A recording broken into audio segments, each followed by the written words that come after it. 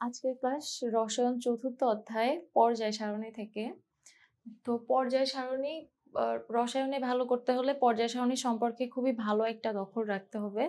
তো পর্যায় সারণী সম্পর্কে আজকে আমরা শিখব। পর্যায় সারণী অর্থাৎ এই যে পিরিয়ডিক টেবিল বা পর্যায় সারণী এটা এটা এটা আমরা আরো ডিটেইলে দেখব। এটার সাথে আমরা আরো ভালোভাবে পরিচিত হব। তো পর্যায় সারণীর পটভূমি তোমাদের বইয়ে দেওয়া আছে শুরুতেই। পর্যায় সারণীর পটভূমি অর্থাৎ পর্যায় সারণীটা কিভাবে আসছে। তো আহ, প্রথমে কি হয়, বিভিন্ন মৌল, এই যে এক একটা মৌলগুলো কি আবিষ্কৃত হতে থাকে। হ্যাঁ, প্রথমেই কিন্তু পর্যায় সারণীতে কিন্তু এগুলো সিরিয়ালি বসে নাই। এগুলো বসতে পর্যায় সারণীতে এগুলোকে সাজাতে কি অনেক সংশোধন করতে করতে তারপরে কি মৌলগুলো বা সবগুলো মৌল তো আবার একসাথেও আবিষ্কার হয়নি। তো সবগুলো মৌল আবিষ্কৃত হওয়ার পরে তারপর তাদের পারমাণবিক ভর সংখ্যা আবিষ্কার হয়, তারপর তাদের পারমাণবিক সংখ্যা আবিষ্কার হয়। এভাবে কি সবকিছু আবিষ্কার হওয়ার পরে কি একটা আধুনিক পর্যায় সারণী আমাদের জন্য কি তৈরি করা হয়। তাহলে দেখো পর্যায় সারণীর পটভূমিটা কি। পর্যায় সারণীর পটভূমি দেখো, পর্যায় সারণীর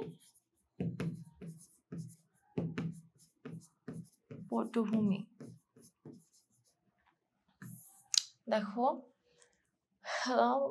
প্রথমে হচ্ছে এই পর্যায় সারণীতে যে মৌলগুলো আছে তাই না, এগুলো কি ধাতু অধাতু আমরা কিন্তু এইভাবে ভাগ করে থাকি তাই না। বা মৌলগুলোকে কি আরো বিভিন্ন তাদের রাসায়নিক ধর্ম বা রাসায়নিক বৈশিষ্ট্য অনুযায়ী কি আরো বিভিন্নভাবে ভাগ করা হয়। তো এই যে মৌলগুলোকে বিভিন্নভাবে যে ভাগ করা হয়, এই ভাগ করার প্রবণতাটা কে মাথার মধ্যে ঢুকাই দিছে আমাদের? এটা হচ্ছে বিজ্ঞানী কি ল্যাভোসিয়ে। হ্যাঁ, তখন হচ্ছে 1789 সাল। হ্যাঁ, বিজ্ঞানী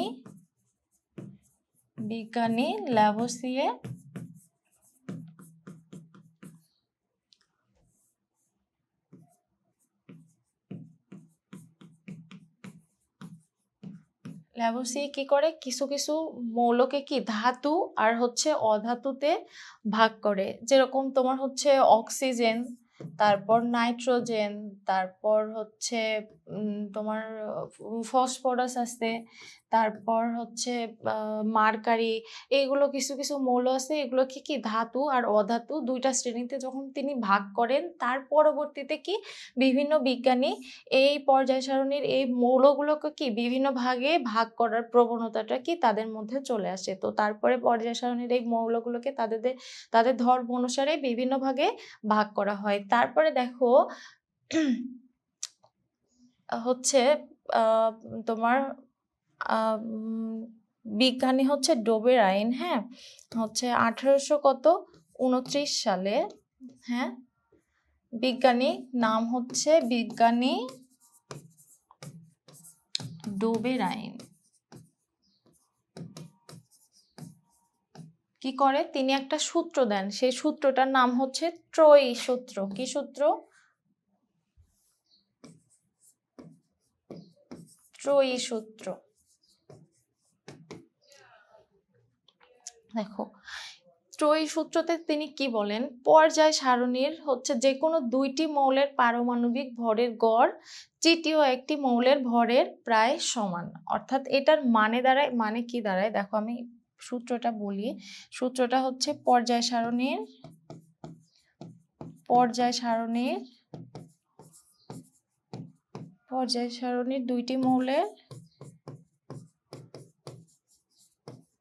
দুটি মৌলের পারমাণবিক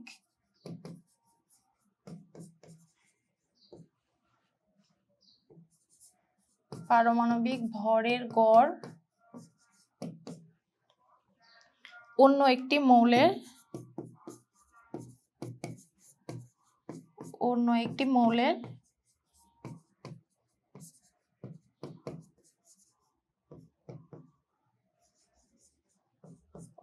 একটি মৌলের পারমাণবিক ভরের সমান হয়।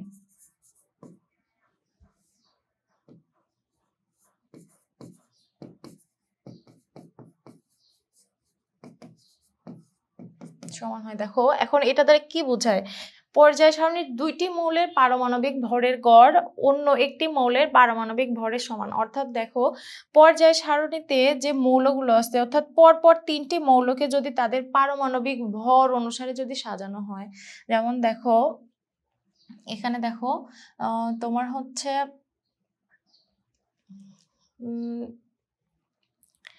ক্লোরিন, হ্যাঁ ক্লোরিন, ক্লোরিন, তারপরে হচ্ছে তোমার ব্রোমিন আর হচ্ছে আয়োডিন, এই তিনটা মৌল। দেখো ক্লোরিন কত 17 নাম্বার মৌল, তাই না? ব্রোমিন হচ্ছে 35 নাম্বার মৌল, আয়োডিন হচ্ছে 53 নাম্বার মৌল। হ্যাঁ, এখন দেখো এটা 35, এটা হচ্ছে 53 নাম্বার মৌল। এখন দেখো ক্লোরিনের ভর কত, দেখো 35.5, এটা কি ক্লোরিনের ভর। তারপর হচ্ছে ব্রোমিনের ভর হচ্ছে 80 আর আয়োডিনের ভর হচ্ছে 127। হ্যাঁ, এটা হচ্ছে এদের পারমাণবিক ভর। এখন দেখো এখানে কি বলছে, পর্যায় সারণীর দুইটি মৌলের পারমাণবিক ভরের গড় অন্য একটি মৌলের পারমাণবিক ভরের সমান। এখন দেখো এটাকে আবার ভাঙলে এটাকে অর্থাৎ এই সূত্রকে সহজভাবে যদি বলা যায় তাহলে কি, পর্যায় সারণীর পরপর তিনটা মৌলের প্রথম ও অর্থাৎ দেখো পরপর তিনটি মৌলের প্রথম ও তৃতীয় মৌলের কি ভরের গড়, মাঝের মৌল বা কি দ্বিতীয় মৌল, মাঝের মৌল বা কি দ্বিতীয় মৌলের ভরের সমান, এটা ঠিক আছে।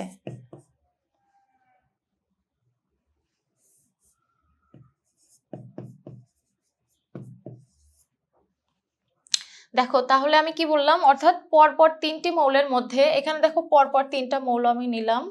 হ্যাঁ, এখন তিনটি মৌলের মধ্যে প্রথম ও তৃতীয় মৌলের ভরের গড়। এখন দেখো প্রথম মৌল কোনটা, এটা হচ্ছে প্রথম, এটা কি ব্রোমিন হচ্ছে দ্বিতীয়, আয়োডিন কি তৃতীয় মৌল, তাই না? তাহলে দেখো প্রথম ও তৃতীয় মৌলের কি পারমাণবিক ভরের গড়। তাহলে দেখো আমি যদি করি 35.5 প্লাস এটার পারমাণবিক ভর কত 127, তাই না? 127, এটাকে কি এটার ভরের গড় কিভাবে নির্ণয় করে, দুইটাকে যোগ করে 2 দিয়ে ভাগ করব, অর্থাৎ যে কয়টা এলিমেন্ট নিয়ে আমরা এটাকে যোগ করতেছি তত দিয়েই কি ভাগ করতে হবে, তাই না? তাহলে দেখো 25.5 এটা করলে হচ্ছে আমার অ্যান্সার আসে হচ্ছে, আচ্ছা আমি একটু ক্যালকুলেটর করি।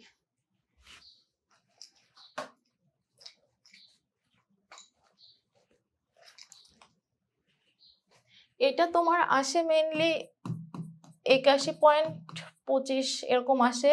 এটা হচ্ছে তোমার প্রায় 80 এর মতো, ঠিক আছে, প্রায় 80 এর মতো, যেটা হচ্ছে কিসের ভর, ব্রোমিনের পারমাণবিক ভরের সমান, যেটা কি ব্রোমিনের পারমাণবিক ভরের সমান। তাহলে দেখো আমরা কি পাইলাম, তাহলে হচ্ছে পরপর তিনটা মৌলকে যদি পারমাণবিক ভর অনুযায়ী সাজানো যায় তাহলে কি হয়, পরপর তিনটা মৌলের প্রথম ও তৃতীয় মৌলের ভরের গড়, তাহলে কি দেখো প্রথম মৌল ও তৃতীয় মৌলের পারমাণবিক ভরের এই গড়, এটা কত আসছে পারমাণবিক ভরের গড়, এটা কিসের সমান, দেখো এটা কত ব্রোমিনের পারমাণবিক ভর কত 80, 80, তাই না? ওখানে আসছে হচ্ছে 81.25, তাই না, 25। তাহলে দেখো মাঝের মৌলের বা দ্বিতীয় মৌলের ভরের প্রায় সমান এরকম হয়। এটাই হচ্ছে কি ডোবেরাইনের ত্রয়ী সূত্র। এটা কত সালে আসে, এটা আসে হচ্ছে 1829 সালে। দেখো তারপর ডোবেরাইনের ত্রয়ী সূত্রের পরে কি নিউল্যান্ড আমাদেরকে একটা অষ্টক সূত্র দেয়। হ্যাঁ, কি করে বিজ্ঞানী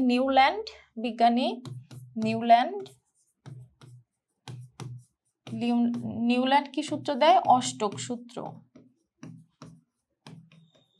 অষ্টক সূত্র। অষ্টক সূত্রটা আবার কি? অষ্টক সূত্র হচ্ছে মনে করো ছোট থেকে মানে মৌলগুলো কি কি যদি তাদের পারমাণবিক ভর অর্থাৎ ছোট থেকে বড় পারমাণবিক ভর অনুযায়ী যদি সাজানো হয়, অর্থাৎ ছোট থেকে বড় যখন আমি যাব তখন কি প্রতি অষ্টম মৌলে কি এদের রাসায়নিক ধর্মসমূহে কি দেখা যায়? মিল দেখা যায়। এটাই হচ্ছে কি নিউল্যান্ডের অষ্টক সূত্র। ঠিক আছে, এগুলা হচ্ছে তোমাদের বইয়ে আছে, আমি বুঝাই দিচ্ছি, তোমরা আবার রিডিং করে নিবা, তাহলেই পরীক্ষায় লিখতে পারবে। এগুলো থেকে তোমাদের শর্ট কোশ্চেন আসতে পারে। ঠিক আছে, তারপরে দেখো, তারপরে হচ্ছে এই যে পর্যায় সারণী, তাই না? এই পর্যায় সারণীটা দেখো, এই পর্যায় সারণীটা কার মানে এই পর্যায় সারণী সৃষ্টিতে কি অনেক বিজ্ঞানীর অবদান আছে, তাই না? কিন্তু এই অবদানের গুরুত্ব বিবেচনা করে পর্যায় সারণীর জনক বলা হয় কাকে? বিজ্ঞানী মেন্ডেলিফকে কি বলা হয়? পর্যায় সারণীর জনক। দেখো কি, মেন্ডেলিফকে পর্যায় সারণীর জনক বলা হয়।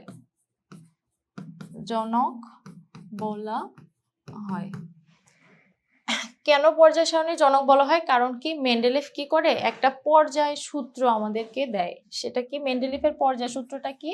মেন্ডেলিফ কি করে? একটা পর্যায় সূত্র দেয়। ঠিক আছে, পর্যায় সূত্রটা দেয় হচ্ছে তোমার 1869 সালে।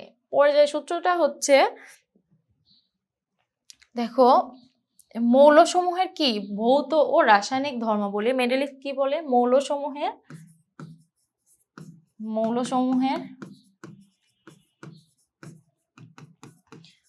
ভৌত ও রাসায়নিক ধর্মাবলী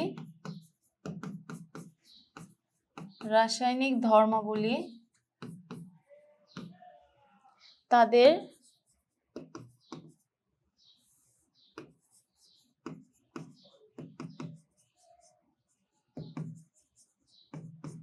পারমাণবিক ভরের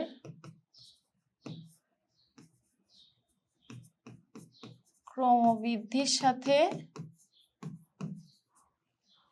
পর্যায়ক্রমে আবর্তিত হয়।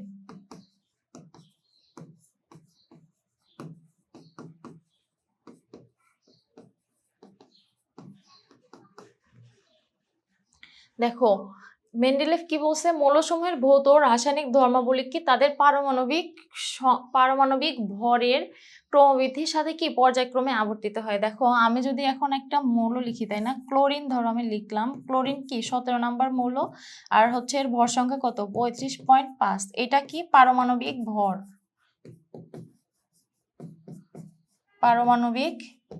সংখ্যা, তাই না?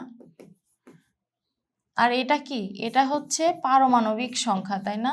এটা কি পারমাণবিক ভর সংখ্যা বা কি ভর সংখ্যা বলি আমরা, তাই না? আর এটা হচ্ছে পারমাণবিক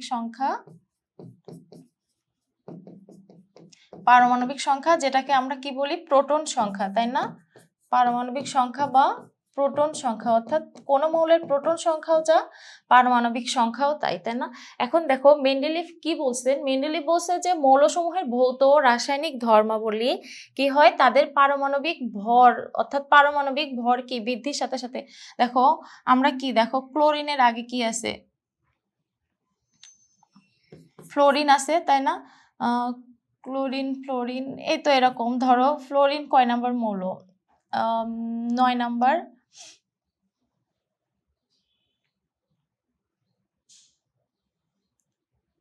হ্যাঁ, তাহলে দেখো এগুলোর কি যে ভর সংখ্যা আছে, এই ভর সংখ্যাগুলো কি এই ভর সংখ্যার বৃদ্ধির সাথে সাথে কি এদের ধর্মগুলো কি পরিবর্তন হয়। কিন্তু দেখো, কিন্তু হচ্ছে 1913 সালে বিজ্ঞানী হেনরি মোসেলি কি করে? পারমাণবিক সংখ্যা আবিষ্কার করেন। কি করে? পারমাণবিক সংখ্যা আবিষ্কার করেন।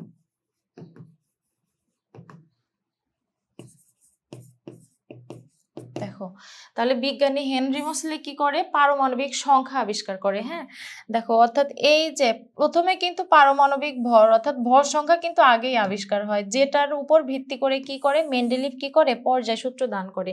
কিন্তু এই পারমাণবিক সংখ্যাটা কিন্তু পরে আবিষ্কার হয়, অর্থাৎ 1913 সালে এই বিজ্ঞানী যখন পারমাণবিক সংখ্যা আবিষ্কার করেন তখন কি করে মেন্ডেলিভ তখন চিন্তা করে দেখে যে তিনি যে পর্যায় সূত্র দিচ্ছেন সেই পর্যায় সূত্রটা কি ভুল। তখন তিনি কি করে মেন্ডেলিভ কি করে একটা সংশোধিত পর্যায় সারণী তিনি আমাদের কাছে ব্যাখ্যা করেন, সেটাকে বলা হয় মেন্ডেলিভের সংশোধিত পর্যায় সূত্র। তিনি সেখানে কি কি সংশোধন করেন? ছোট্ট একটা জিনিস সংশোধন করেন, সেটা হচ্ছে এই যে পারমাণবিক এই ভরের জায়গায় কি করে পারমাণবিক এই ভরের জায়গায় তিনি বলে পারমাণবিক সংখ্যা, পারমাণবিক সংখ্যা। অর্থাৎ কি হয় দেখো, মৌলসমূহের ভৌত ও রাসায়নিক ধর্মাবলী তাদের কি ক্রমবর্ধমান পারমাণবিক সংখ্যা অনুযায়ী পর্যায়ক্রমে কি করে আবর্তিত হয়। এটাই হচ্ছে কি মেন্ডেলিভের সংশোধিত, এটা হচ্ছে সংশোধিত পর্যায় সূত্র। ঠিক আছে, এটা হচ্ছে মেন্ডেলিভের সংশোধিত পর্যায় সূত্র। তো পর্যায় সারণীর পটভূমি থেকে এইটুকু জানলেই আশা করি এনাফ। তো এইটুকু তোমরা বই থেকে আরো ভালোভাবে পড়বা। মানে এখানে বোঝা হলে বই থেকে জাস্ট একবার দেখলেই মাথায় ক্যাচ করবে। যাই হোক, তো আমরা হচ্ছে পর্যায় সারণীতে যাই। দেখো, এখানে দেখো পর্যায় সারণীতে কি বলা আছে। পর্যায় সারণীতে তোমার হচ্ছে টোটাল কি 60টা পর্যায় আছে এবং কয়টা গ্রুপ আছে? 18টি গ্রুপ। এখন দেখো পর্যায় কাকে বলে আর গ্রুপ কাকে বলে। দেখো দেখো এক,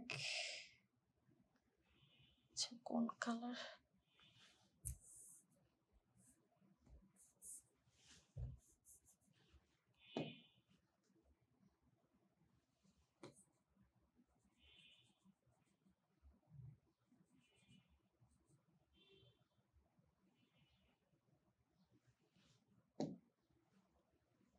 আচ্ছা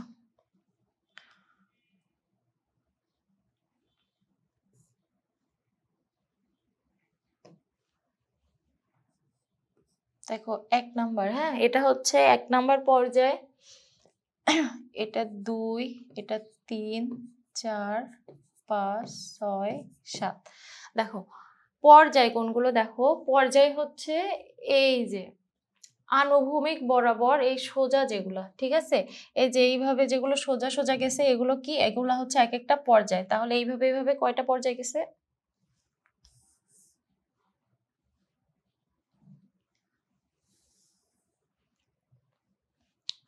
দেখো তাহলে হচ্ছে 60, এই 60টা হচ্ছে কি পর্যায়, তাই না?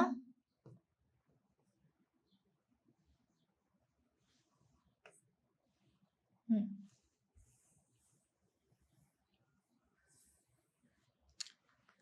দেখো আর গ্রুপ কোনগুলো, দেখো গ্রুপ হচ্ছে কি এই যে লম্ব বরাবর, অর্থাৎ লম্ব বরাবর যেগুলো গেছে সেগুলো হচ্ছে গ্রুপ। তাহলে লম্ব বরাবর কয়টা আছে? লম্ব বরাবর টোটাল 18টা আছে। দেখো 1,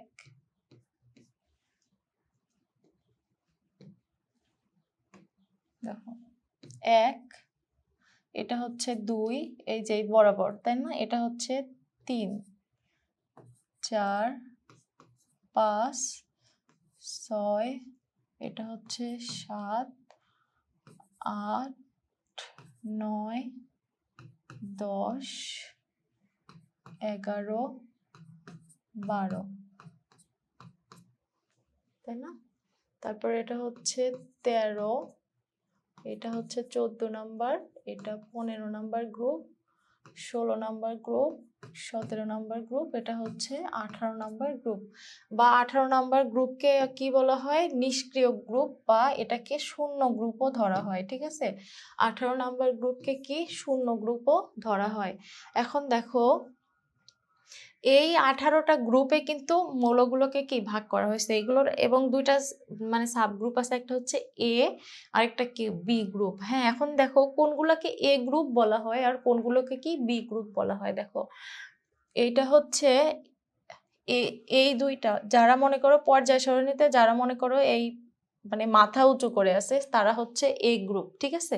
আর যারা মনে করো একটু ভিতরের দিকে আছে তারা হচ্ছে বি গ্রুপ। এখন দেখো মাথা উঁচু করে দেখো এই 3 নাম্বার গ্রুপ, সরি 3 নাম্বার পর্যায় পর্যন্তই কিন্তু সবাই কি উঁচুতে আছে, তাহলে এগুলো কি হবে এ গ্রুপ। দেখো তাহলে এটা হচ্ছে আমরা যখন এ গ্রুপ, এগুলো যখন এ গ্রুপ তাহলে প্রত্যেকটাই তো এ গ্রুপ হবে না, এগুলোকে আবার A1 A2 এইভাবে ভাগ করতে হবে। তো এইভাবে যখন আমরা ভাগ করব তখন কি আমরা রোমান সংখ্যা দিয়ে লিখবো, তাই না। এখন দেখো রোমান সংখ্যা দিয়ে যদি লিখি, দেখো তাহলে হচ্ছে এটা হচ্ছে কি 1 এ গ্রুপ, তাই না। এটা হচ্ছে কি 2 এ গ্রুপ, তাই না। এখন দেখো এটা কি গ্রুপ, এটা হচ্ছে তাহলে 3A, 3A। এটা হচ্ছে 4A গ্রুপ, এটা হচ্ছে 5A গ্রুপ, তারপরে এটা হচ্ছে 6A, এটা হচ্ছে 7,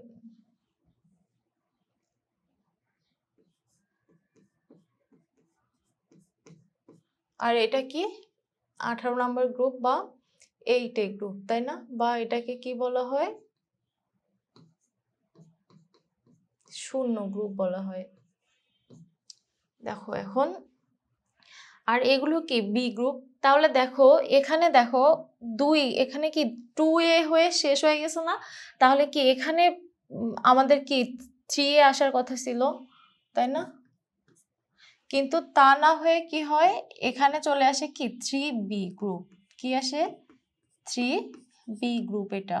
তারপর এটা হচ্ছে 4B, এটা হচ্ছে 5B, এটা হচ্ছে 6B, ঠিক আছে। দেখো তারপরে দেখো এই যে 6, এটা হচ্ছে 7B, দেখো আর এই যে এই 3টা, ঠিক আছে, এই টোটাল এই 3টাকে বলা হয় কত 8B,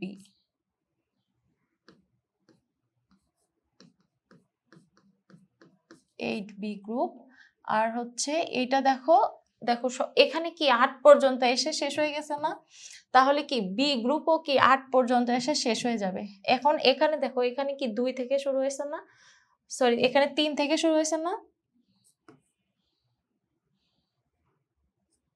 3 থেকে, তাহলে হচ্ছে এখন এই পাশে এসে কি হবে, এইটা হচ্ছে হবে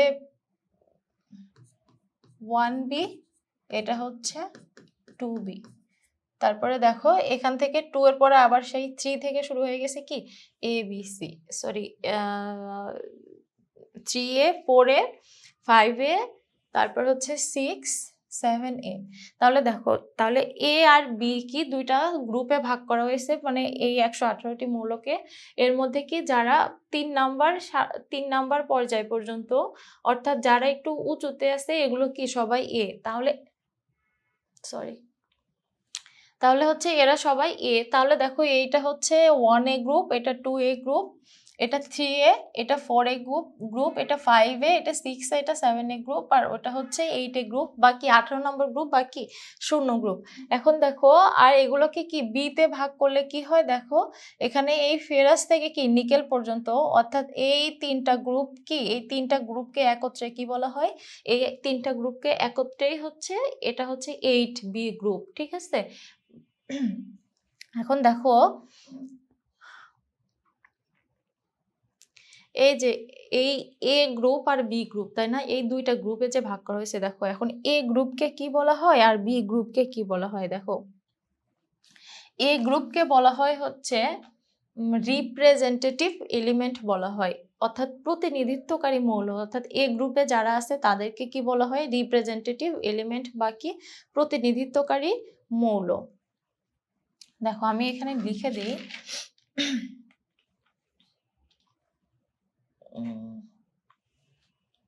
দেখো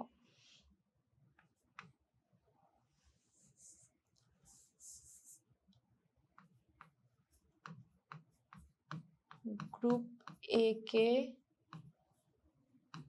বলা হয়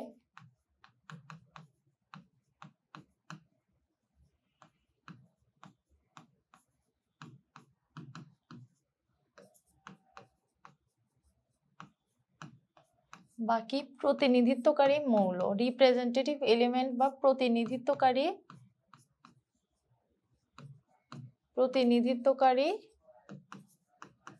মৌল, তাই না? আর বি গ্রুপকে কি বলা হয়?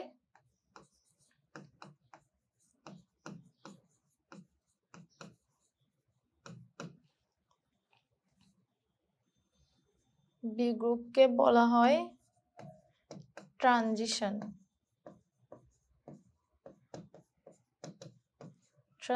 এলিমেন্ট।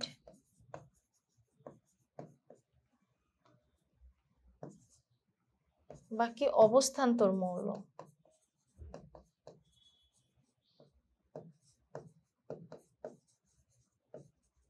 দেখো এখন দেখো বি গ্রুপকে কেন অবস্থান্তর মৌল বলা হয়, কারণ কি এদের সর্বশেষ অরবিটাল কি আংশিকভাবে কি অর্থাৎ সর্বশেষ ডি অরবিটাল কি, সর্বশেষ অরবিটালটা হচ্ছে ডি অরবিটাল, যেটা কি আংশিকভাবে পূর্ণ থাকে, যার কারণে এদের কি অবস্থান্তর মৌল। বাকি এগুলো হচ্ছে অর্থাৎ এই যে এটা হচ্ছে তোমার এই কয়েকটা মৌলকে কি বলা হয়? ডি ব্লক মৌল বলা হয়, বা কি অবস্থান্তর মৌল বা ডি ব্লক মৌল বলা হয়। ডি ব্লক মৌল। দেখো এটা হচ্ছে ডি ব্লক মৌল, কিন্তু দেখো এই কয়েকটা কিন্তু হচ্ছে তোমার এস ব্লক মৌল, ঠিক আছে? এই কয়েকটা হচ্ছে ডি ব্লক মৌল, আর এইগুলা কি পি ব্লক মৌল। এটা হচ্ছে এস ব্লক মৌল, এগুলো কি ডি ব্লক মৌল।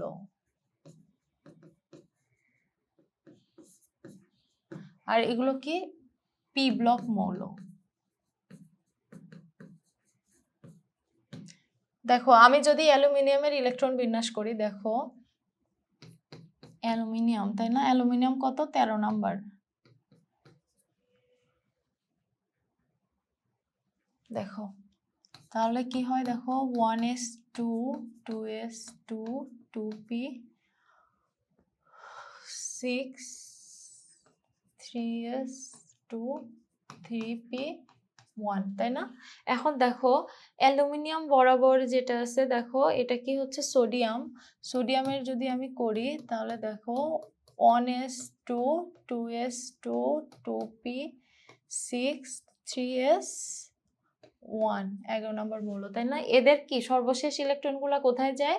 এদের সর্বশেষ ইলেকট্রনগুলো যায় হচ্ছে এস অরবিটালে, আর এইগুলোর কোথায় যায়? সর্বশেষ ইলেকট্রনগুলো যায় পি অরবিটালে, আর এই মাঝের এইগুলোর সর্বশেষ ইলেকট্রনগুলো যায় হচ্ছে ডি অরবিটালে, যে কি ডি অরবিটাল পূর্ণ বা আংশিকভাবে পূর্ণ থাকে। এখন দেখো যার কারণে এদেরকে বলা হয় ডি ব্লক মৌল, এদেরকে বলা হয় এস ব্লক মৌল, এদেরকে বলা হয় কি পি ব্লক মৌল।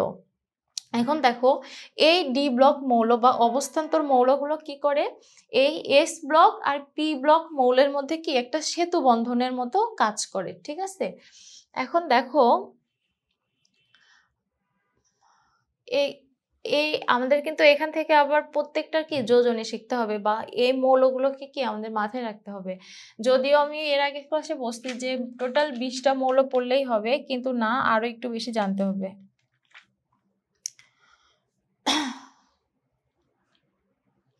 দেখো তাহলে দেখো এখান থেকে কি পাওয়া যায়? দেখো প্রথম পর্যায়ে অর্থাৎ 1 নাম্বার পর্যায়ের মৌল কয়টা আছে? দেখো 1 নাম্বার পর্যায়ের মৌল কিন্তু দুইটা, একটা কি হাইড্রোজেন, আরেকটা কি হিলিয়াম। তাহলে 1 নাম্বার পর্যায়ের মৌল কয়টি? দুইটি, সেটা কি একটা হচ্ছে হাইড্রোজেন, আরেকটা কি হিলিয়াম। তারপরে দেখো 2 আর 3 নাম্বার পর্যায়ে কিন্তু আবার সেম প্যাটার্নের, তাই না? দেখো এই পাশে আছে দুইটা আর এই পাশে আছে কি 6টা করে, তাই না? তাহলে 2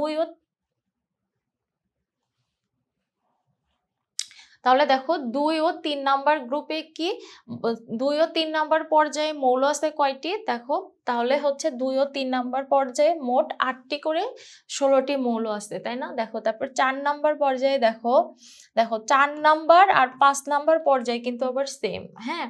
4 আর 5 এ কয়টা করে মৌল আছে? 18টা করে মৌল আছে। দেখো এই যে কি গ্রুপ 1 থেকে কি গ্রুপ 18টা, অর্থাৎ এই কয়েকটাতে কি, অর্থাৎ 4 নং আর 5 নং পর্যায়ে কয়টা করে মৌল আছে? 18টি করে মৌল আছে। এখন দেখো পর্যায় কি 6 আর 7, তাই না? এই যে দেখো এটা হচ্ছে কি ল্যান্থেনিয়াম, ল্যান্থেনাম হচ্ছে কত? 57 নম্বর মৌল। আর এই পাশে কি অ্যাক্টিনিয়াম, এটা হচ্ছে তোমার 89 নাম্বার মৌল। দেখো এরা কিন্তু সবাই কি গ্রুপ 3 এর মৌল, তাই না? দেখো এই ল্যান্থেনিয়াম আর অ্যাক্টিনিয়াম কি গ্রুপ 3 এর মৌল।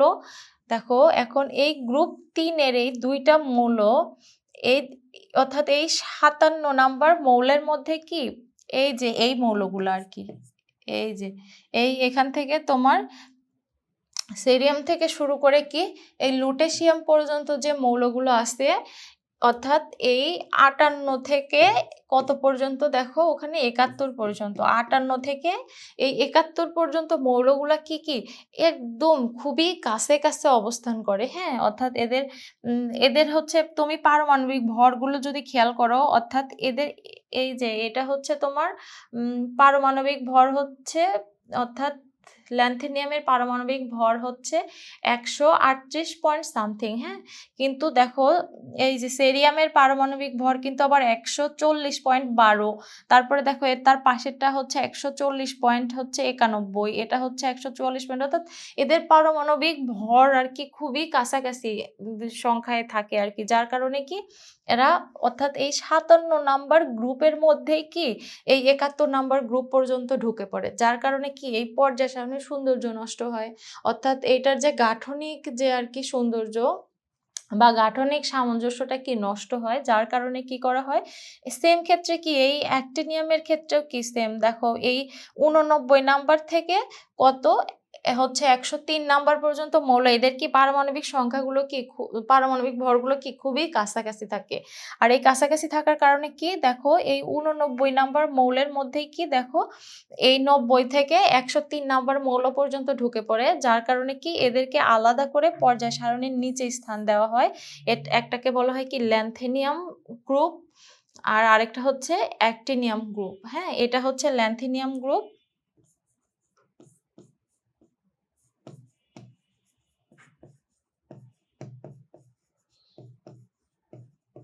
আর এটা হচ্ছে অ্যাক্টিনিয়াম।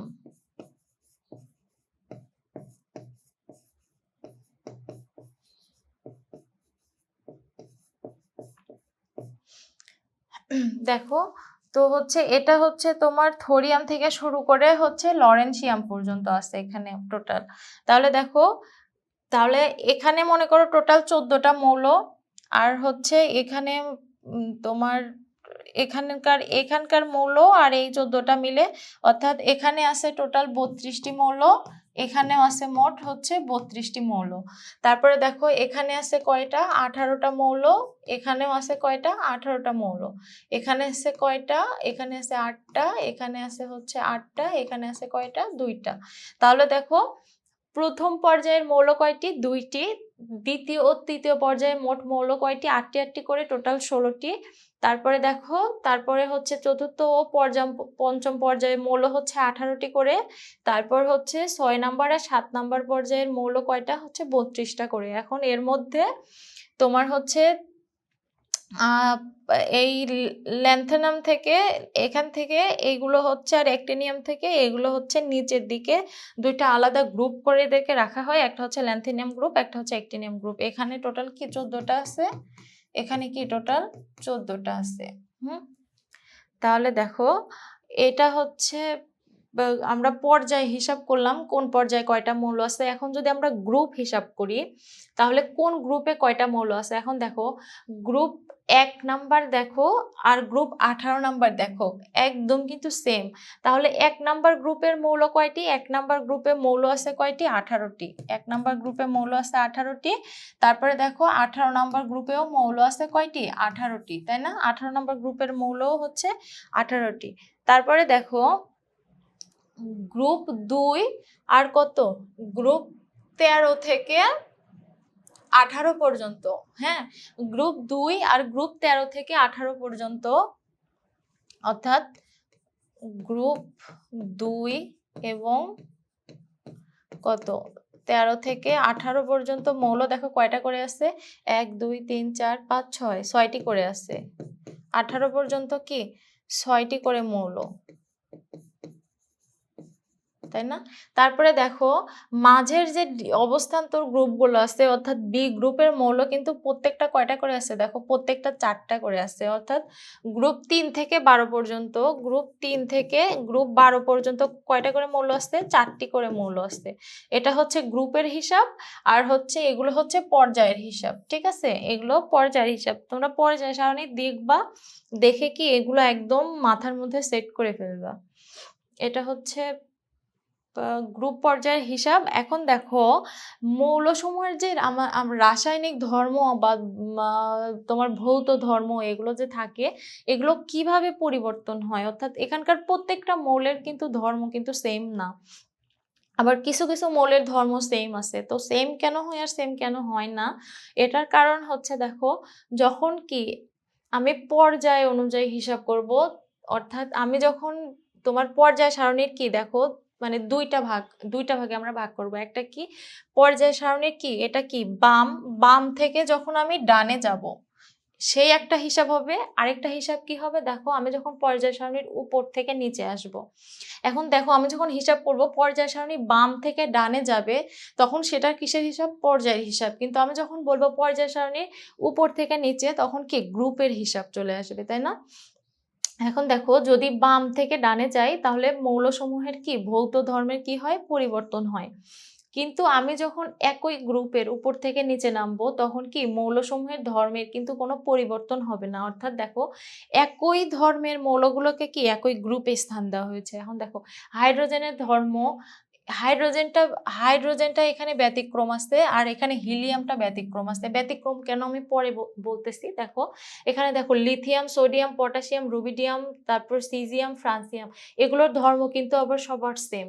কিন্তু দেখো আমি যখন এইভাবে আসতেছি তখন কিন্তু সবার ধর্ম কিন্তু সেম হচ্ছে, তাই না? কিন্তু আমি যখন আবার এইভাবে যাব তখন কিন্তু ধর্মের কি পরিবর্তন হবে। অর্থাৎ কি পর্যায় সারণীর কি হয়, বাম থেকে ডানে গেলে মৌলসমূহের ভৌত রাসায়নিক ধর্ম পরিবর্তন হয়, কিন্তু একই গ্রুপের কি উপর থেকে নিচে নামলে ভৌত রাসায়নিক ধর্মের কোনো পরিবর্তন হয় না। এখন দেখো হাইড্রোজেন কিন্তু অধাতু, কিন্তু আমাদের গ্রুপ 1 এর মৌলগুলো কিন্তু সবাই ধাতু এবং এরা কিন্তু তীব্র কি ক্ষার ধাতু, তাই না? এখন দেখো কিন্তু হাইড্রোজেন কিন্তু হচ্ছে অধাতু, কিন্তু তারপরেও হাইড্রোজেনের কিছু কিছু ধর্ম আছে যেটা কি সে ধাতুর মতো শো করে, যার কারণে হাইড্রোজেন কি এই তীব্র ক্ষার ধাতুর সাথে হাইড্রোজেনকে স্থান দেওয়া হয়েছে। এখন দেখো হিলিয়াম, তাই না? দেখো হিলিয়াম কি, হিলিয়াম হচ্ছে দেখো হিলিয়ামের আমি যদি ইলেকট্রন বিন্যাস করি, দেখো হিলিয়াম 2 নম্বর মৌল, তো তাহলে হচ্ছে 1s2। তাহলে দেখো এটা কিন্তু এস ব্লক মৌল, তাহলে কি ওই পাশে থাকার কথা, তাই না? কিন্তু তা না থেকে সে কোথায় আসছে, পি ব্লকের মধ্যে ঢুকে পড়ছে। কেন, দেখো হিলিয়াম হচ্ছে একটা নিষ্ক্রিয় মৌল, ঠিক আছে? হিলিয়াম হচ্ছে একটা নিষ্ক্রিয় মৌল, আর এই নিষ্ক্রিয়তার কারণে অর্থাৎ এই ধর্মের কারণে তাকে কি করা হয়েছে, এই 18 নম্বর গ্রুপে নিয়ে স্থান দেওয়া হয়েছে। ঠিক আছে, এই দুইটা হচ্ছে ব্যতিক্রম। আর তাছাড়া মোটামুটি সবাই সবার গ্রুপে নিজেদের ধর্ম অনুযায়ী থাকে। তো তাহলে দেখো তাহলে হচ্ছে আমরা কি বলবো, পর্যায় সারণীর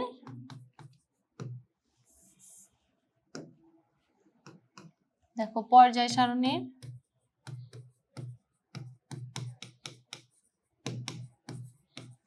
সারণীর বাম থেকে ডানে গেলে মৌলসমূহের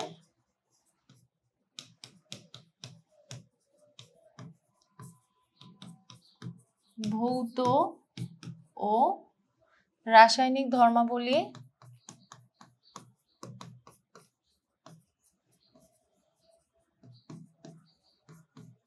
পরিবর্তন হয়, তাই না?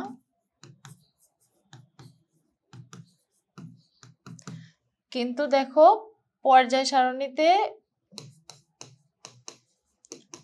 সারণীর এটা হচ্ছে একটা, আর এটা হচ্ছে পর্যায় সারণীর একই গ্রুপে একই গ্রুপে উপর থেকে নিচে গেলে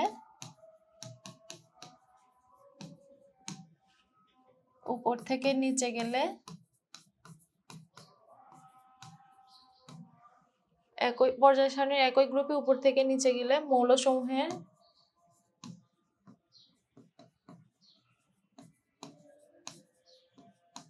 ভৌত ও রাসায়নিক ধর্মাবলী অপরিবর্তিত থাকে।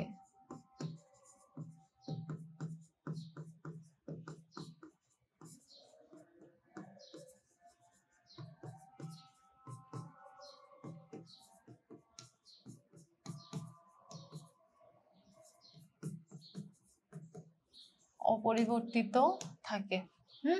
এটা হচ্ছে দেখবা এই দুইটা রুলসের উপর হচ্ছে আমরা বিস্তারিত শিখবো, কিন্তু আরেকটু পরে, এই অধ্যায়ে শিখবো কিন্তু আরেকটু পরে শিখবো। তো দেখো এটা হচ্ছে আমি বললাম বাম থেকে ডানে, কিন্তু এটা কিন্তু আবার হচ্ছে আমি যদি বলি ডান থেকে বামে, মানে ভাইস ভার্সা, এটাও কিন্তু হতে পারে। আমি বলছি এখানে উপর থেকে নিচে, কিন্তু আবার যদি আমাকে বলে নিচ থেকে উপরে, তাহলেও কিন্তু সেমই, বিষয়টা কিন্তু সেমই হবে। হ্যাঁ, এখন দেখো, এখন হচ্ছে আমরা দেখব অর্থাৎ কোন মৌলগুলোকে আর কি বলা হয়। হ্যাঁ,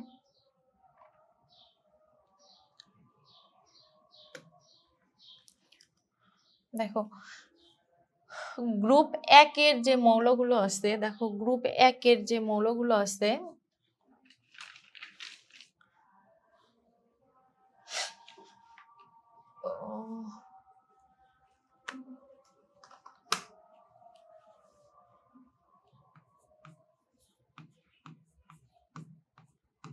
গ্রুপ 1 অর্থাৎ কি 1A, তাই না? এটা হচ্ছে hydrogen, helium, lithium, sodium, potassium, rubidium,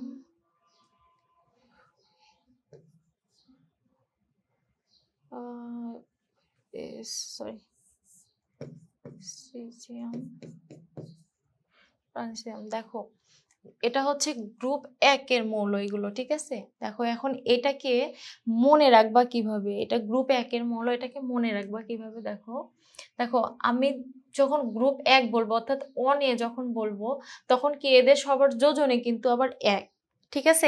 এদের যোজনীও আমি লিখে দিই, এদের যোজনী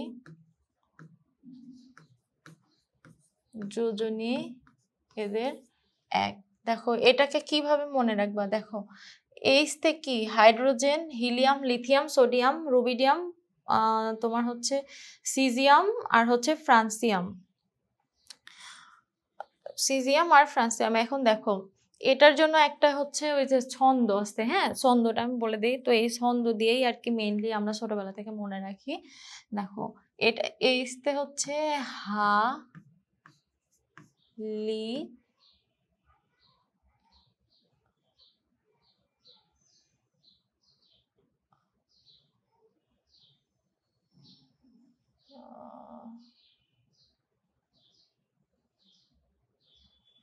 হাইড্রোজেন, আচ্ছা হাইড্রোজেনের মতোই আছে, তাহলে হচ্ছে সিতে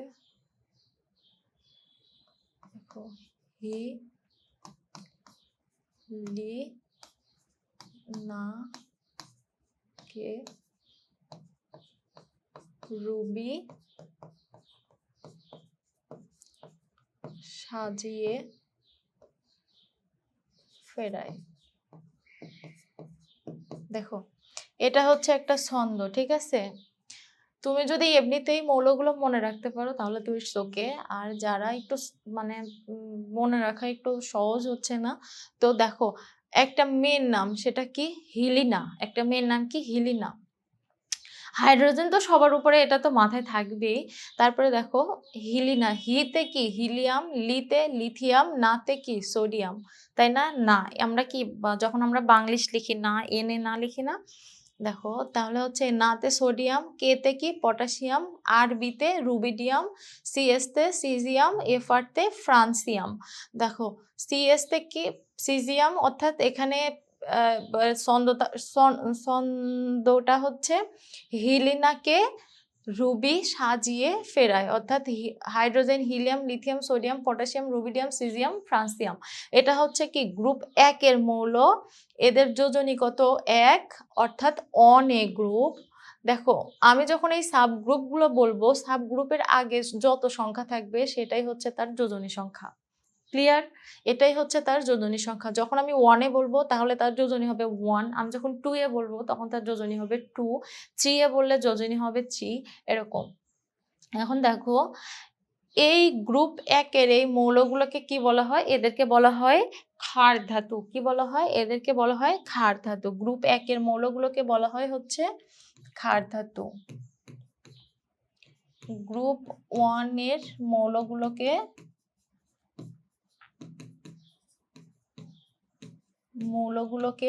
গ্রুপ 1 এর মৌলগুলোকে ক্ষার ধাতু বলা হয়। দেখো গ্রুপ 1 এর মৌলগুলোকে ক্ষার ধাতু বলা হয়। কেন বলা হয়? কারণ এরা পানির সাথে বিক্রিয়া করে কি করে তীব্র ক্ষার উৎপন্ন করে, অর্থাৎ এই যে এই প্রত্যেকটা মৌল কি করে পানির সাথে বিক্রিয়া করে কি তীব্র ক্ষার উৎপন্ন করে। ক্ষার ধাতু বলা হয় কারণ এরা পানির সাথে বিক্রিয়া করে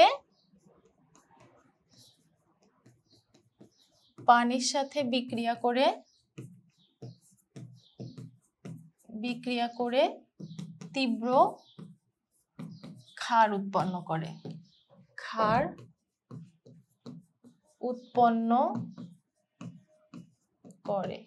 দেখো আমি যদি একটা দিই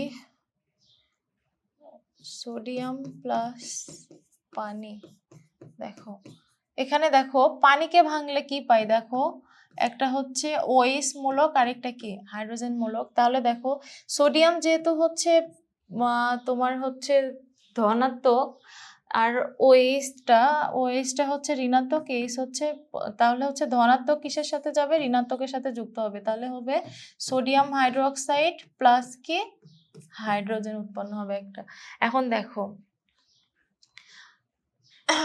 এই সোডিয়াম হাইড্রোক্সাইড কিন্তু একটা তীব্র ক্ষার, ঠিক আছে? এটা হচ্ছে একটা তীব্র ক্ষার। তারপরে হচ্ছে পটাশিয়াম হাইড্রোক্সাইড, দেখো পটাশিয়াম হাইড্রোক্সাইড এটাও কিন্তু কি তীব্র ক্ষার। মনে করো এখানকার শুধু তোমার হচ্ছে ফ্রান্সিয়াম বাদে সবগুলাই কি তীব্র পানির সাথে বিক্রিয়া করে তীব্র ক্ষার উৎপন্ন করে। ফ্রান্সিয়াম হচ্ছে তেজস্ক্রিয় মৌল, যার কারণে কি তোমার হচ্ছে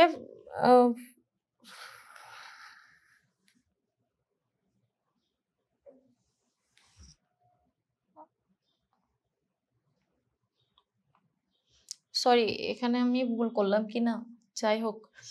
দেখো তাহলে হচ্ছে গ্রুপ 1 নম্বর মৌল সম্পর্কে এই পর্যন্তই। দেখো তাহলে গ্রুপ 1 নম্বর মৌলকে আমরা ছন্দ দিয়ে যদি মনে রাখতে চাই তাহলে আমরা প্রথমে কি হাইড্রোজেনের নাম বলবো, তারপর বলবো হিলিনাকে রুবি সাজিয়ে ফেরায়। দেখো সাজিয়ে CS ফেরায় FR রুবি RB, তারপর হচ্ছে এগুলা তো আরো ইজি আর কি, হিলিনাকে রুবি। তো এটা হচ্ছে গ্রুপ 1 এর মৌল, এদের যোজনী হচ্ছে 1। দেখো OH আমি তোমাদের যৌগ মূলক যখন শেখাই পদার্থের গঠনে তখন কিন্তু আমি OH মূলকের কথা বলছি। OH হচ্ছে একটা ঋণাত্মক মূলক এবং এর যোজনী হচ্ছে 1, অর্থাৎ -1। তাহলে দেখো এক যোজনী কিন্তু আমরা লিখি না যখন আমরা যৌগ গঠন করি। তাহলে এই সোডিয়ামটা পানিকে ভাঙলে কি OH আর H+ দুইটা আয়ন পাই, তো ঋণাত্মক আয়নের সাথে যুক্ত হবে আর এখানে কি হাইড্রোজেন আলাদাভাবে উৎপন্ন হবে। তো এইগুলা গ্রুপ 1, এগুলোকে কি বলা হয়? ক্ষার ধাতু বলা হয়। এরা পানির সাথে বিক্রিয়া করে কি করে তীব্র ক্ষার উৎপন্ন করে। এটা হচ্ছে গ্রুপ 1 এর আলোচনা। এখন দেখো গ্রুপ 2 তে কি বলা আছে। গ্রুপ 2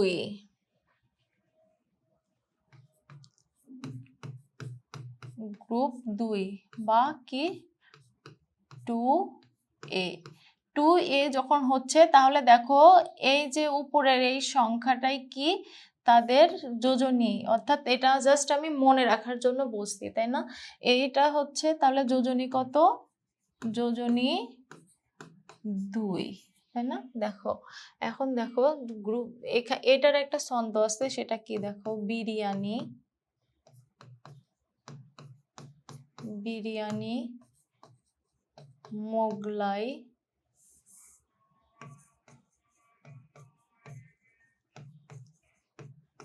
কাবাব, বিরিয়ানি, মোগলাই, কাবাব সরিয়ে বাটিতে রাখো। এটা হচ্ছে গ্রুপ 2 এর আর কি। যদি আমি ছন্দ শিখতে চাই তাহলে ছন্দ। এখন দেখো গ্রুপ 2 এর যে মৌলগুলো আছে সেটা কি, বেরিলিয়াম, বিতে কি বিরিয়ানি অর্থাৎ কি বেরিলিয়াম, তারপরে হচ্ছে তোমার ম্যাগনেসিয়াম, তারপরে আছে হচ্ছে ক্যালসিয়াম, তারপরে আছে হচ্ছে স্ট্রনশিয়াম, তারপরে হচ্ছে বেরিয়াম আছে, তারপরে হচ্ছে রেডিয়াম আছে, তাই না?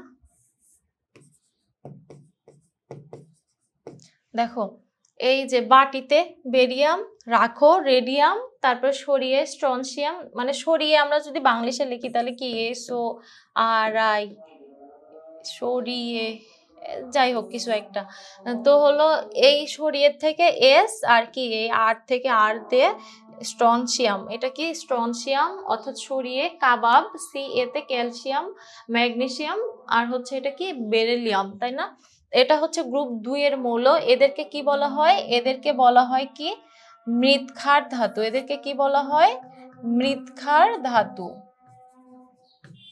মৃৎক্ষার ধাতু। দেখো এদেরকে মৃৎক্ষার ধাতু কেন বলা হয়? মৃৎক্ষার ধাতু কেন বলা হয়? দেখো মৃৎক্ষার হচ্ছে মৃত্তিকা অর্থাৎ মাটি, তাই না? এদেরকে কোথায় পাওয়া যায়? মাটিতে পাওয়া যায়। এদেরকে মাটিতে পাওয়া যায়। এদেরকে হচ্ছে মাটিতে পাওয়া যায়।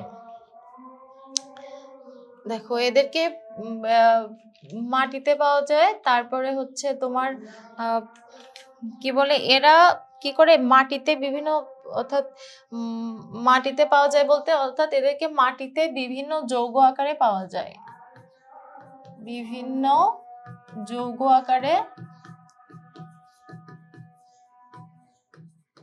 পাওয়া যায়। এখন দেখো তারপর কি করে, এছাড়াও এগুলো কি করে পানির সাথে বিক্রিয়া করে হচ্ছে ক্ষার উৎপন্ন করে। তার জন্য কি এদেরকে একই সাথে কি বলা হয়, মাটিতে পাওয়া যায় জন্য মৃৎ, আর কি আর পানির সাথে বিক্রিয়া করে কি ক্ষার উৎপন্ন করে, যার কারণে কি ক্ষার ধাতু, তাই না? যার কারণে এছাড়াও কি করে এরা পানির সাথে বিক্রিয়া করে, এছাড়া এরা কি করে পানির সাথে বিক্রিয়া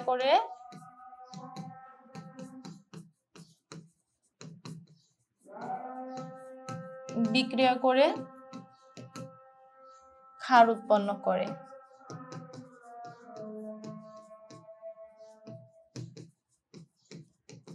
তাই কি এদেরকে কি বলা হয়, মৃৎক্ষার ধাতু বলা হয়। ঠিক আছে, তাই এদেরকে মৃৎক্ষার ধাতু বলা হয়। তাহলে গ্রুপ 2 এর যে মৌল, গ্রুপ 2 এর মৌল থেকে তাহলে দেখো আমি যদি দেখাই বেরিলিয়াম প্লাস পানির সাথে যদি আমি বিক্রিয়া করি তাহলে দেখো বেরিলিয়ামের যোজন, এখানে পানিকে ভাঙলে কি হয় OH, আরেকটা কি H প্লাস, তাই না? বেরিলিয়ামের যোজনী কত? বেরিলিয়ামের যোজনী হচ্ছে 2, তাই না? তাহলে দেখো এখানে কেমন হচ্ছে বেরিলিয়াম অক্সাইড, তাই না? দেখো তাহলে কি এইটার যোজনী কিসের সাথে? বেরিলিয়ামের সাথে আসবে। আর বেরিলিয়ামের যোজনী কিসের সাথে যাবে? এই যে এই হাইড্রোক্সিল মূলকের সাথে যাবে। তাহলে কি হবে, এই যে এখানে 2 চলে আসবে, তাই না? দেখো এখানে 2 আসলো প্লাস কি হাইড্রোজেন, এইভাবে। ঠিক আছে, তারপরে আমি যদি ম্যাগনেসিয়ামের সাথে যদি আমি বিক্রিয়া করি, দেখো ম্যাগনেসিয়াম প্লাস কি H2O, তাহলে দেখো H2O কে ভাঙলে আমরা কি পাই OH মাইনাস, আরেকটা কি পাই H প্লাস, তাই না? তাহলে দেখো তাহলে এখানে হচ্ছে আসবে কি উৎপন্ন হবে, ম্যাগনেসিয়াম হাইড্রোক্সাইড প্লাস কি H2 হাইড্রোজেন, তাই না?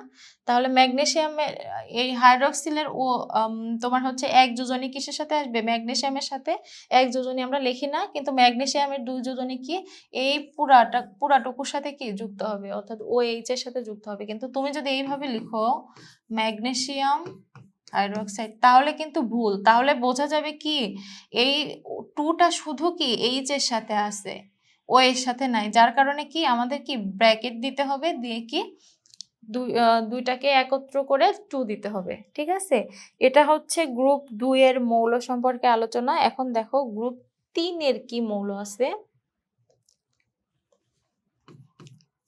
গ্রুপ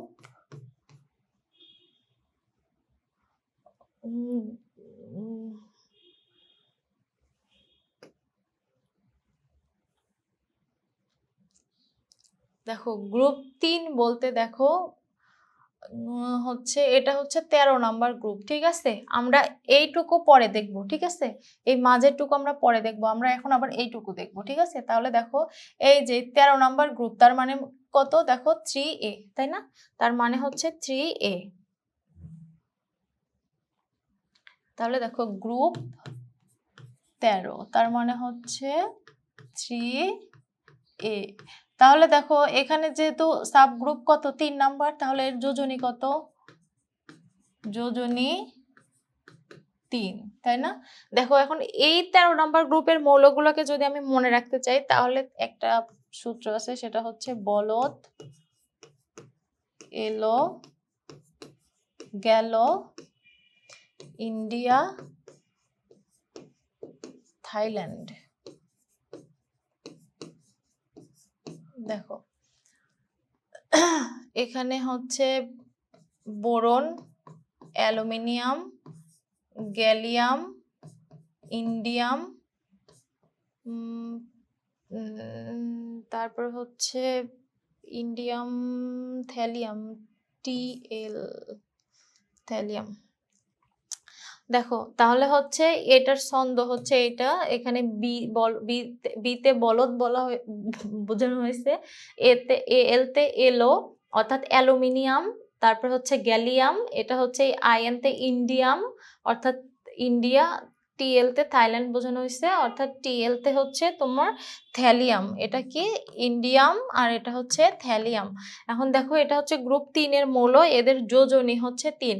এখন দেখো তোমাদের কিন্তু পরীক্ষার সময় মোটামুটি এই দুইটা মৌল হলেই হবে, কিন্তু গ্রুপ 13 এর মৌল তোমরা এটা ইজিলি মনে রাখতে পারবা এই ছন্দ দিয়ে। ঠিক আছে, মনে রাখলে আর কি ভালো, তাহলে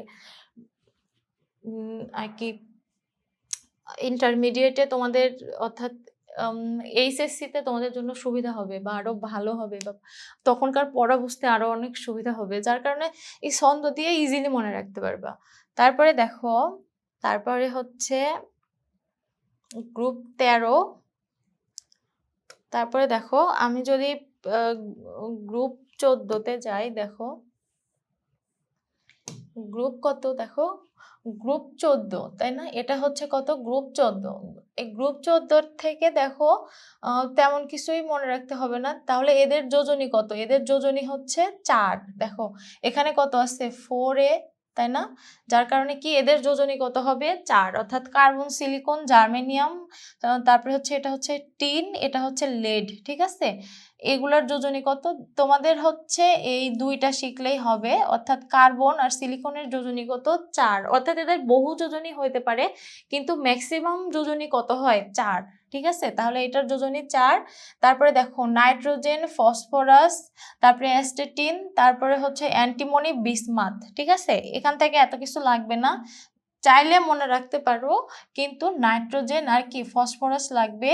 এদের যোজনী কত? এদের যোজনী হচ্ছে তোমার এদের যোজনী তোমার হচ্ছে 3 আর 5, অর্থাৎ ম্যাক্সিমাম ক্ষেত্রেই তুমি 3 ইউজ করতে পারবে আর কি, 3 বা কি 5 হয়, কিন্তু 3টা ইউজ করলেই আর কি হয়ে যাবে মানে আমাদের এখনকার জন্য। তারপরে দেখো এটার জন্য একটা সূত্র আছে, সেটা হচ্ছে দেখো OSSE তে পড়ে। ঠিক আছে, দেখো oxygen, sulphur, selenium, tellurium, polonium. ঠিক আছে, যাই হোক এই দুইটা শিখতে পারলেই হবে। এটার যোজনী কত, এটার যোজনী হচ্ছে 2। ঠিক আছে, এখন দেখো ফ্লোরিন ক্লোরিন এই গ্রুপটা আর কি মনে রাখবা, এটা হচ্ছে এমসিকিউতে আসবে। Fluorine chlorine bromine iodine astatine. ঠিক আছে, এই পর্যন্ত মনে রাখলেই হবে।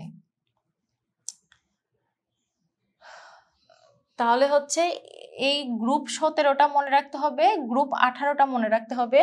আর তোমার হচ্ছে এইগুলা মোটামুটি এই প্রথম 2টা করে মনে রাখলেই হবে। তো এটা হচ্ছে হিলিয়াম, নিয়ন, আর্গন, ক্রিপ্টন, জেনন, রেডন। ঠিক আছে, এই কয়েকটা মনে রাখবা তাই হবে। তাহলে দেখো এটার হচ্ছে যোজনী কত, 0, অর্থাৎ এরা রাসায়নিকভাবে নিষ্ক্রিয়। এদের সর্বশেষ শক্তি স্তরে কি শুধু কি হিলিয়ামের 2টা ইলেকট্রন থাকে। এই যে সর্বশেষ শক্তি স্তরে হিলিয়ামের শুধু কি 2টা ইলেকট্রন থাকে, আর বাকিগুলা কি 8টা করে ইলেকট্রন থাকে।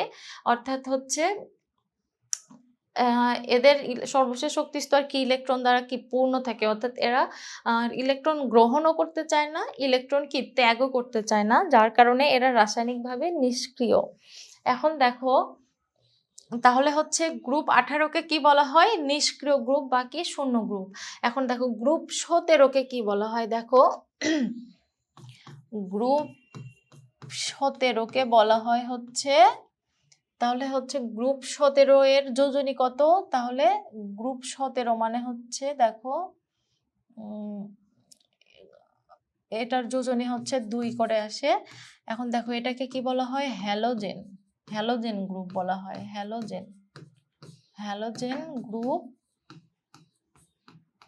গ্রুপ বলে। কি বলে, গ্রুপ 17 এর মৌলকে কি বলে, হ্যালোজেন গ্রুপ বলে। এখন দেখো হ্যালোজেন অর্থ কি, হ্যালোজেন অর্থ হচ্ছে লবণ উৎপাদনকারী। কি, লবণ উৎপাদনকারী। ঠিক আছে, হ্যালোজেন অর্থ কি, লবণ উৎপাদনকারী। তাহলে গ্রুপ 17 এর মৌলকে কি বলা হয়, গ্রুপ 17 এর মৌলকে বলা হয় হচ্ছে হ্যালোজেন গ্রুপ, অর্থাৎ এদেরকে লবণ উৎপাদনকারী মৌল বলা হয়। অর্থাৎ এরা কি করে, ধাতুর সাথে বিক্রিয়া করে কি করে, লবণ উৎপন্ন করে। কি করে, এরা ধাতুর সাথে বিক্রিয়া করে,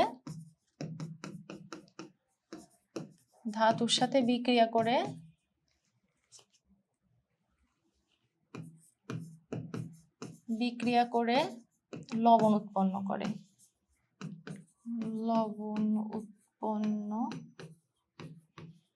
দেখো তাহলে হচ্ছে ধাতু কোনগুলো, দেখো সোডিয়াম একটা ধাতু, সোডিয়াম যদি তোমার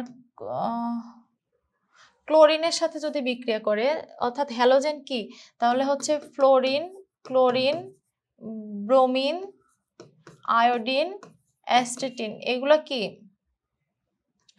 এগুলো হচ্ছে কি হ্যালোজেন, তাই না। দেখো তাহলে আমি ক্লোরিন নিছি একটা ধাতুর সাথে, কি সোডিয়াম একটা ধাতুর সাথে কি আমি ক্লোরিন নিলাম, অর্থাৎ হ্যালোজেন একটা নিলাম, তাহলে কি উৎপন্ন হলো, দেখো সোডিয়াম ক্লোরাইড। এটা কিসের সংকেত, খাবার লবণের সংকেত। এটা কিসের সংকেত, খাবার লবণের সংকেত। তাহলে দেখো এরা কি করে, ধাতুর সাথে বিক্রিয়া করে লবণ উৎপন্ন করে। হ্যালোজেনগুলোকে কি বলা হয়, লবণ উৎপাদনকারী বলা হয়, তাই না, লবণ উৎপাদনকারী মৌল বলা হয়। এখন দেখো গ্রুপ 16 এর যে মৌল আছে,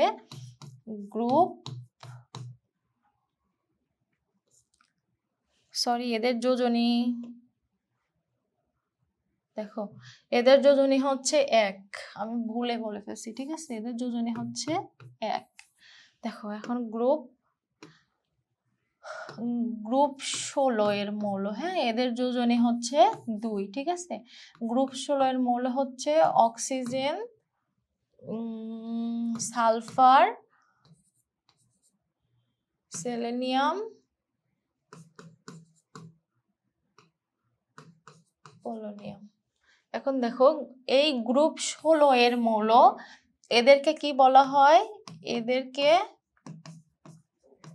বলা হয় কি বলা হয়, চালকোজেন বলা হয়, জেন, এদেরকে কি বলা হয়? চালকোজেন বলা হয়। দেখো তাহলে গ্রুপ আমাদের কিন্তু এমসিকিউ আসবে পরীক্ষায় যে চালকোজেন মৌল কোনটি, তাহলে দেখো আমাদের কিন্তু এইগুলা কিন্তু অপশনে থাকবে, এইগুলোর যে কোনো একটা কি অপশনে থাকবে। এই দুইটার সম্ভাবনা একটু কম, কিন্তু এইগুলা কিন্তু থাকবে। তারপরেও মনে করো এগুলো আসার চান্স যদি থাকে তাহলে আমরা কি কোনোভাবে মিস করব না, যার কারণে কি আমরা এগুলো কিন্তু পড়ে ফেলবো। ঠিক আছে, তাহলে দেখো এদেরকে কি বলা হয়? চালকোজেন। এখন দেখো চালকোজেন অর্থ কি? এটাকে বলা হয় হচ্ছে আকরিক গঠনকারী। চালকোজেন অর্থ কি?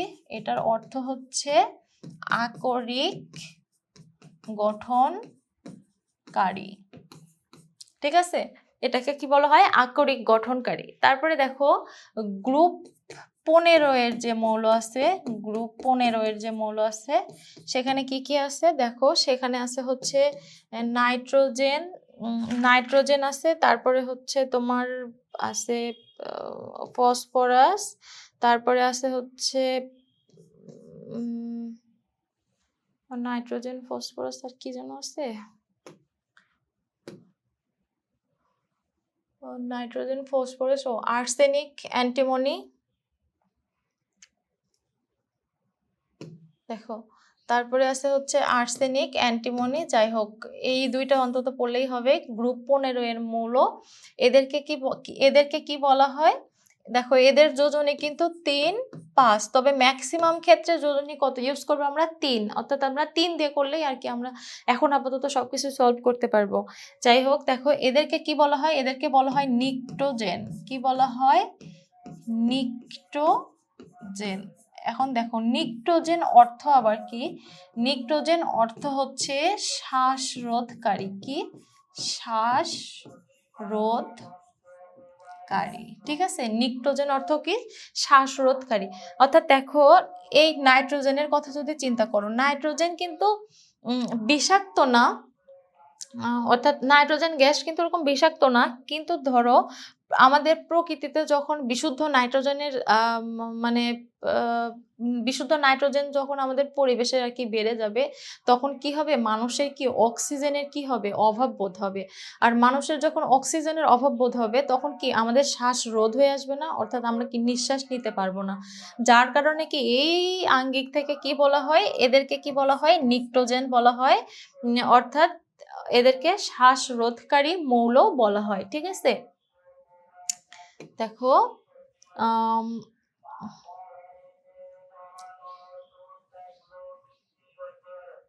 তাহলে দেখো এই তো, তারপর কি কার্বন, সিলিকন, এখানে আছে বোরন, অ্যালুমিনিয়াম। এখন দেখো এখানে কিছু মৌল আছে, সেটা দেখো এই যে এটা হচ্ছে গ্রুপ 11 এর মৌল। ঠিক আছে, গ্রুপ 11 এর মৌল। এখানে দেখো কি আছে? সিইউতে কপার, এজিতে কি সিলভার, তারপরে হচ্ছে গোল্ড। এই যে তাহলে কি দেখো গ্রুপ 11 এর কপার, সিলভার আর কি গোল্ড, তাই না? দেখো গ্রুপ 11 এর কি দেখো কপার, সিলভার, দেখো এই যে কপার,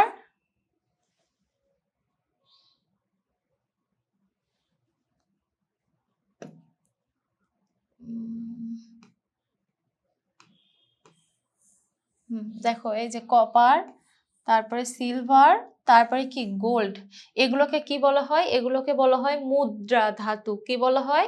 তাহলে কপার, সিলভার, গোল্ডকে কি বলা হয়? বলা হয় হচ্ছে মুদ্রা ধাতু বলা হয়। কারণ কি প্রাচীনকালে কি যেসব রাজা বাদশারা ছিল তারা দেখবা হচ্ছে কপার মানে কি তামা, অর্থাৎ তাম্র মুদ্রা, তারপরে হচ্ছে সিলভার মানে কি রূপা, অর্থাৎ রৌপ্য মুদ্রা, তারপর হচ্ছে স্বর্ণ মুদ্রা, এইতে কি গোল্ড, স্বর্ণ মুদ্রা, এগুলো ধাতুর কি মুদ্রার প্রচলন ছিল, যার কারণে হচ্ছে কপার, সিলভার আর গোল্ড এই তিনটাকে কি বলা হয়? মুদ্রা ধাতু। তাহলে হচ্ছে কপার, জিতে কি সিলভার, আর ইউতে কি গোল্ড, তাই না?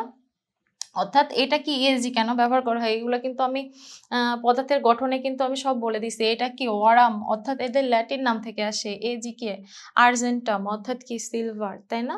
কপার তো তাদের হচ্ছে ইংলিশ নাম থেকেই আসে।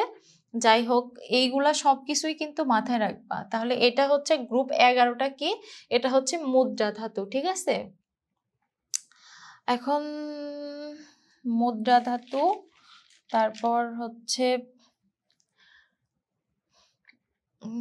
আর আমি তো আগেই বললাম যে এগুলো হচ্ছে গ্রুপ, এই যে এই পাশে 3 থেকে গ্রুপ 12 নাম্বার পর্যন্ত যে মৌল, তাহলে গ্রুপ 3 থেকে এই 12 নাম্বার পর্যন্ত মৌল, এদের হচ্ছে ডি ব্লক মৌল বা অবস্থান্তর মৌল বলা হয়, বা কি বলা হয় দেখো ট্রানজিশন এলিমেন্টস বলা হয়।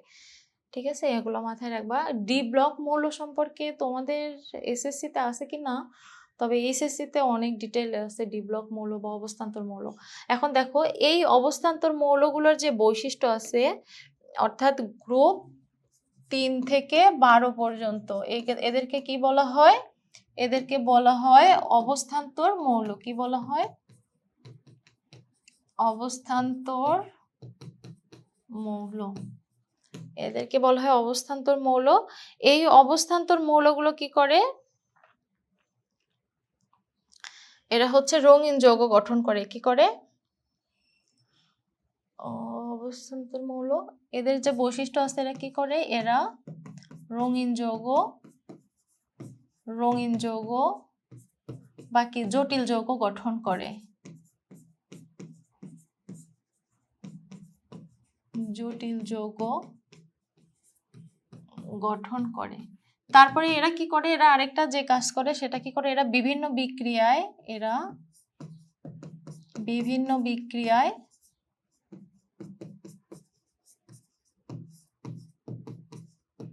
কি করে, প্রভাবক হিসেবে কাজ করে। প্রভাবক হিসেবে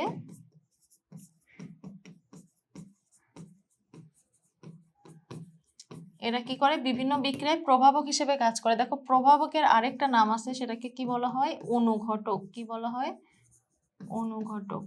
ঠিক আছে, দেখো প্রভাবক, এখন দেখো প্রভাবক জিনিসটা কি, দেখো প্রভাবক আমি আগে সংজ্ঞা লিখি, তারপর আমি বলে দিচ্ছি। প্রভাবক হচ্ছে, মনে করো কোনো রাসায়নিক বিক্রিয়ায় কোনো রাসায়নিক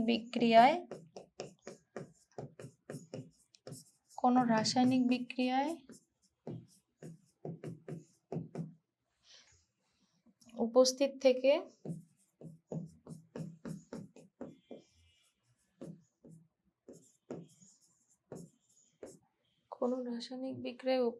থেকে বিক্রিয়ার গতি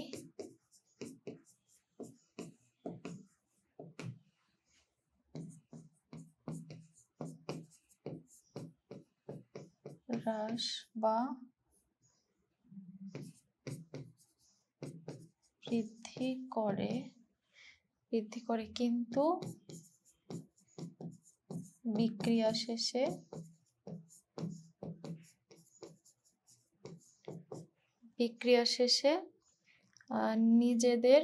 নিজেরা ভর ও গঠনের দিক থেকে বিক্রিয়া শেষে নিজেরা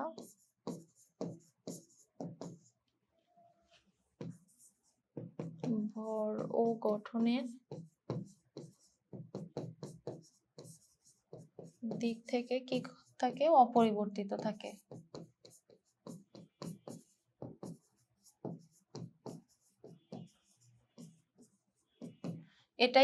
এরাই কি প্রভাবক, এরাই প্রভাবক।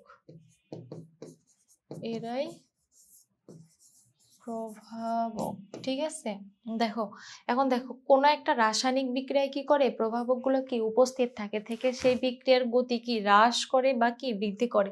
অর্থাৎ একটা বিক্রিয়া ধরো কত সেকেন্ডের মধ্যে ঘটবে, সেই সময়টা কি হয় বৃদ্ধি করবে, না হলে সময়টা কি কমিয়ে আনবে। কিন্তু কি তখন একটা সময় কি বিক্রিয়াটা কি শেষ তো অবশ্যই হবে।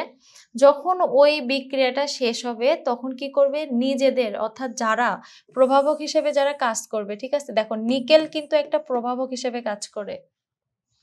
মনে করো নিকেল, যখন আমরা অর্গানিক কেমিস্ট্রি পড়বো তখন আমরা দেখব প্রভাবকের এই মানে প্রভাবক কিসে কিসে অ্যাপ্লাই করা হয় আর কি। তো যাই হোক, এই প্রভাবকগুলো কি হবে, একটা বিক্রিয়ায় আর কি অংশগ্রহণ করবে, করে বিক্রিয়াটাকে কি বিক্রিয়ার গতি হ্রাস করবে বা বৃদ্ধি করবে, কিন্তু বিক্রিয়াটা যখন শেষ হবে তখন কি নিকেল কি এই নিকেলই থাকবে, নিকেলের কিন্তু কোনো পরিবর্তন হবে না, সেটাই এখানে বলা হয়েছে। দেখো বিক্রিয়ায় অংশগ্রহণ করে বিক্রিয়ার গতিকে হ্রাস বা বৃদ্ধি করে, কিন্তু বিক্রিয়া শেষে নিজেরা ভর গঠনের দিক থেকে অপরিবর্তিত থাকে, এরাই হচ্ছে প্রভাবক। ঠিক আছে, তাহলে দেখো অবস্থান্তর মৌলগুলোকে যে বৈশিষ্ট্য আছে সেটা কি করে, এরা রঙিন যৌগ গঠন করে বা জটিল যৌগ গঠন করে। তারপরে কি বলেছে, এরা বিভিন্ন বিক্রিয়ায় প্রভাবক বা অনুঘটক হিসেবে, এনজাইম বা অনুঘটক, আর প্রভাবক যেন কি, যাই হোক অনুঘটকটা এখন দরকার নাই, আমরা প্রভাবকই শিখি। এরা হচ্ছে বিভিন্ন বিক্রিয়ায় কি প্রভাবক হিসেবে কাজ করে।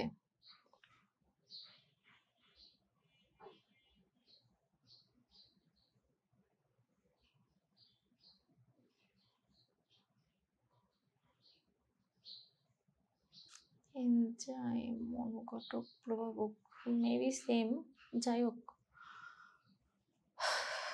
তারপরে দেখো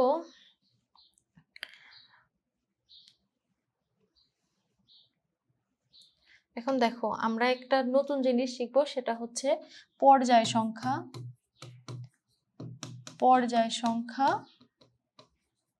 ও কি গ্রুপ সংখ্যা নির্ণয়, ও গ্রুপ সংখ্যা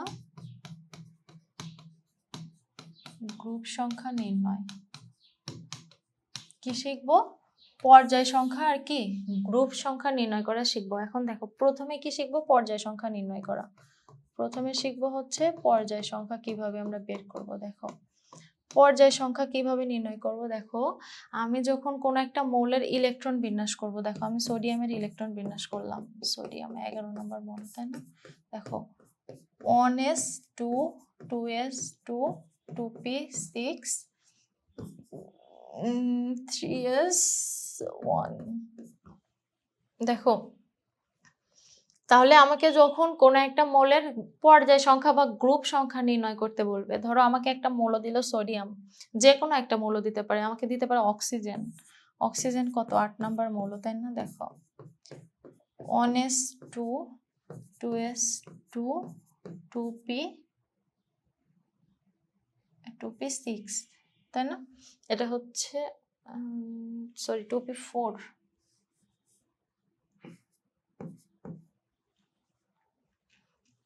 4 4 8। এখন দেখো আমাকে যদি দেয় ক্যালসিয়াম, ক্যালসিয়াম কত 20 নাম্বার মৌল না, তাহলে দেখো 1s2 2s2 2p6 3s2 3p6, এখানে কি ক্যালসিয়াম 3d তে না যায় কি 4s যাবে, অর্থাৎ 3d কি 0 হবে, 4s কত 2, তাই না। অর্থাৎ 3s 0 মানে 3s টা আমরা লিখবো না, তাহলে হচ্ছে 4s2।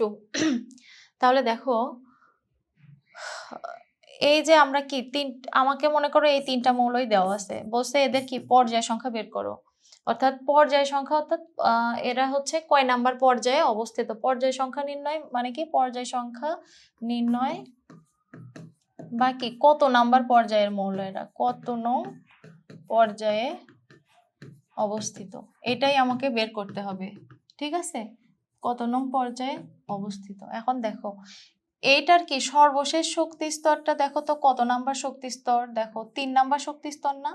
দেখো সর্বশেষ শক্তি স্তরটা কত, দেখো 3 নাম্বার না, সর্বশেষ শক্তি স্তর 3 নাম্বার। এটার দেখো সর্বশেষ শক্তি স্তর কত, দেখো 2 নাম্বার না 2। এটার দেখো সর্বশেষ শক্তি স্তর কত, দেখো 4।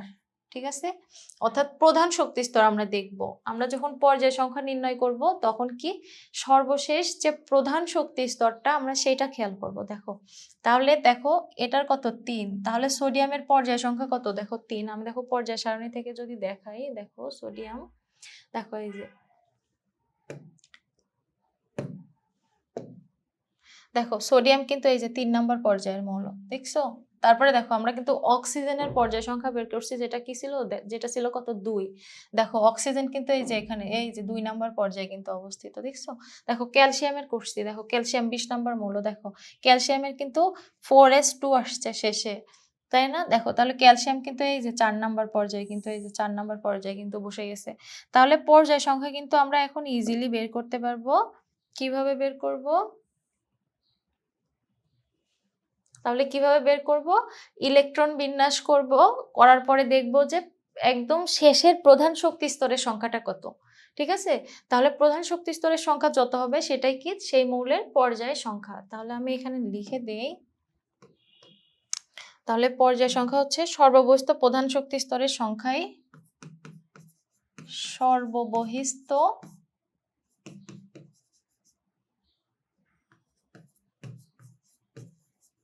প্রধান শক্তি স্তরের সংখ্যাই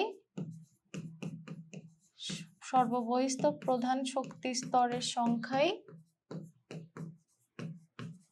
কি পর্যায় সংখ্যা। পর্যায় সংখ্যা। ঠিক আছে?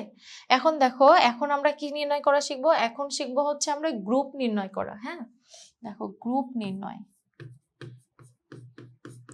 গ্রুপ নির্ণয় অর্থাৎ মনে করো আমাকে কিছু মৌল দিল, হ্যাঁ, মৌল দিয়ে আমাকে বলছে যে এটার গ্রুপ নির্ণয় করো। হ্যাঁ, দেখো আমি যদি আবার সোডিয়ামই নেই, সোডিয়াম দেখো 1s2 2s2 2p6 3s1। এখন দেখো সোডিয়াম, তারপরে যদি আমি সোডিয়াম, এখানে যদি আমি বেরিলিয়াম যদি দিই, বেরিলিয়াম কয় নাম্বার? বেরিলিয়াম হচ্ছে 4। 1s2 2s2, এখানে আমি নিলাম হচ্ছে অ্যালুমিনিয়াম।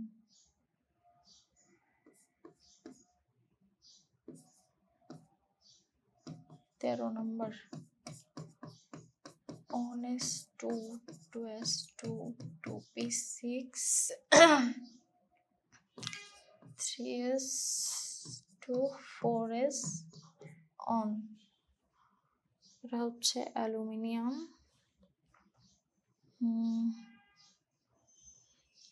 তারপর আমি যদি কার্বন করি, কার্বন 6 নম্বর মৌল।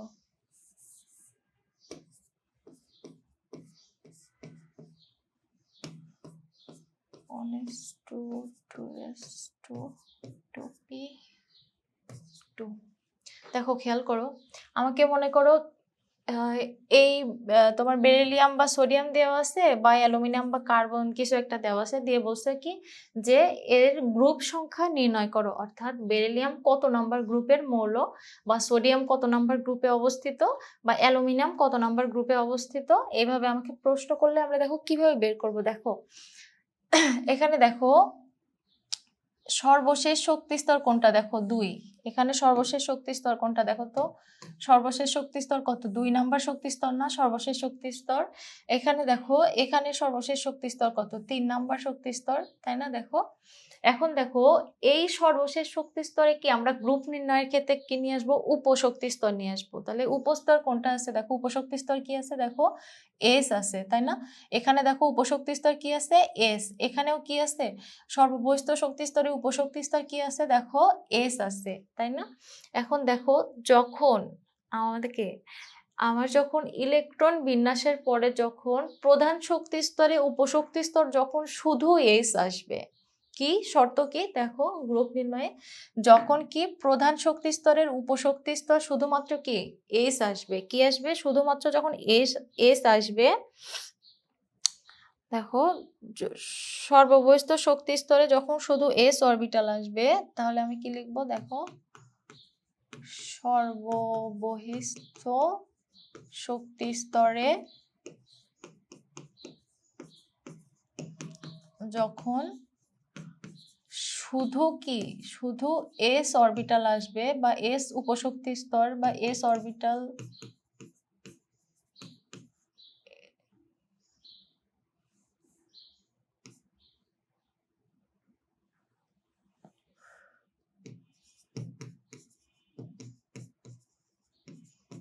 এস অরবিটাল বা কি এস উপশক্তি স্তর,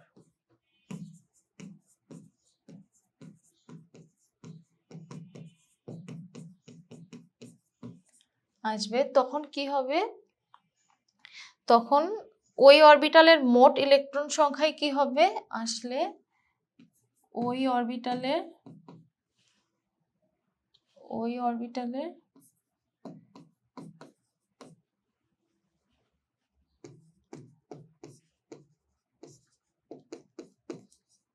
মোট ইলেকট্রন সংখ্যায়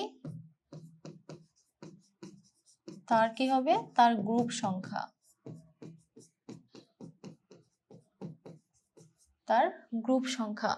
দেখো তাহলে দেখো এখানে কি এস অরবিটালে কি মোট ইলেকট্রন কয়টা আছে দেখো তো, সর্বশেষ শক্তি স্তরের যে এস অরবিটাল সেখানে ইলেকট্রন কয়টা আছে দেখো, এখানে ইলেকট্রন সংখ্যা কত দেখো তো, ইলেকট্রন সংখ্যা সমান কত 2। এখন দেখো সোডিয়ামের ক্ষেত্রে কি সর্বশেষ শক্তি স্তরের কি এস অরবিটাল যেহেতু আছে, তাহলে এস অরবিটালের সর্বমোট ইলেকট্রন সংখ্যা কত, সর্বমোট ইলেকট্রন সংখ্যা কত 1।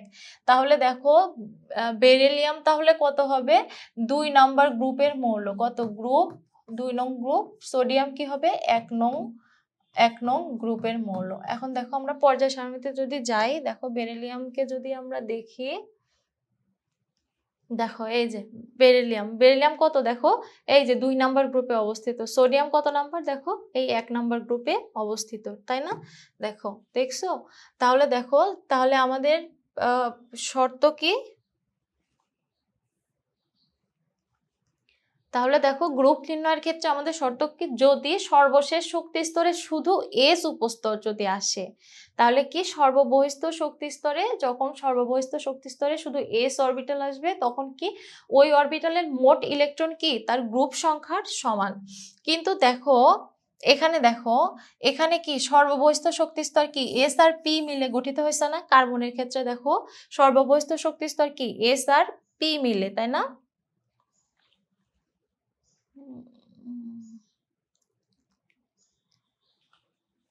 3s2 3p 6 7 8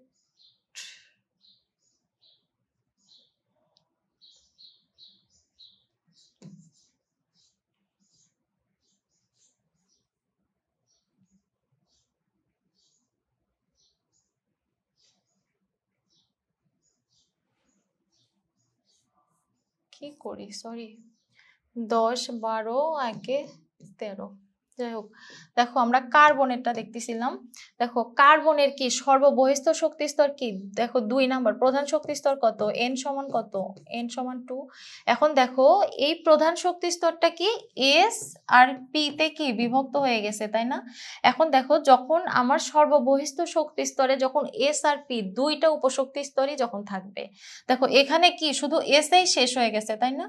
কিন্তু দেখো আমি যখন কার্বনের ইলেকট্রন বিন্যাস করব তখন কি আমার এস আর পি সর্ববহিস্থ শক্তি স্তরে কি দুইটা উপশক্তি স্তরে চলে আসে, অর্থাৎ এস আর পি যখন একসাথে থাকবে, অর্থাৎ সর্ববহিস্থ শক্তি স্তরে যখন এস ও পি দুইটা উপশক্তি স্তরই থাকবে, তখন আমরা কি করব এস আর পি এর মোট ইলেকট্রন কি আগে যোগ করব। তাহলে দেখো এস এর ইলেকট্রন কয়টা, দেখো এস এর ইলেকট্রন সমান কত 2টা, এখন পি এর ইলেকট্রন সমান কত 2টা, তাহলে টোটাল কয়টা হলো 4টা। এখন টোটাল এই ইলেকট্রনের সাথে আমরা কত করব 10 যোগ করব, তাহলে 10 যোগ করলে কত হয় 14, তাই না। দেখো তাহলে দেখো আমাদের যখন উপশক্তি স্তর যখন এস আর পি আসবে, অর্থাৎ সর্ববহিস্থ শক্তি স্তরে যখন এস আর পি আসবে, তখন কি করব আমরা এস ও পি এর মোট ইলেকট্রনের সাথে কি করব 10 যোগ করব। তাহলে দেখো আমাদের শর্ত কি, বহিস্থ শক্তি স্তরে এস ও পি আসলে কি করব এস ও পি এর মোট ইলেকট্রনের সাথে কি করব 10 যোগ করব, যোগ করলে যা আসবে সেটাই কি, যোগ করলে যা আসবে সেটাই কি তার গ্রুপ, সেটাই তার গ্রুপ সংখ্যা, ঠিক আছে। দেখো তাহলে দেখো আমি যখন কার্বনের গ্রুপ সংখ্যা এখানে কত পাইলাম দেখো 14। এখন যদি আমি পর্যায় সারণীতে যদি যাই দেখো কার্বন এই যে 14 নাম্বার গ্রুপের কিন্তু মৌল, ঠিক আছে। তারপরে দেখো এখানে আরেকটা আমি বের করি, দেখো অ্যালুমিনিয়াম, তাই না? অ্যালুমিনিয়ামের কত দেখো এস এর ইলেকট্রন সংখ্যা কত 2, পি এর ইলেকট্রন সংখ্যা কত 1, তাহলে টোটাল কত 3। 3 এর সাথে যদি আমি 10 যোগ করি তাহলে কত আসে দেখো 13। তাহলে দেখো অ্যালুমিনিয়াম দেখো তাহলে কয় নাম্বার গ্রুপের মৌল, ওখানে দেখো 13 যেহেতু হইলো অ্যালুমিনিয়াম, এই যে দেখো অ্যালুমিনিয়াম, দেখছো অ্যালুমিনিয়াম দেখো এই যে 13 নাম্বার গ্রুপের মৌল, ঠিক আছে। এইভাবে এখন দেখো আরেকটা গ্রুপ নির্ণয়ের ক্ষেত্রে আরেকটা কন্ডিশন আছে। আচ্ছা নতুন একটা পেজ নেই, দেখো আরেকটা যে কন্ডিশন আছে সেটা কি, সেটা হচ্ছে দেখো দেখো সর্ববহিস্থ শক্তি স্তরে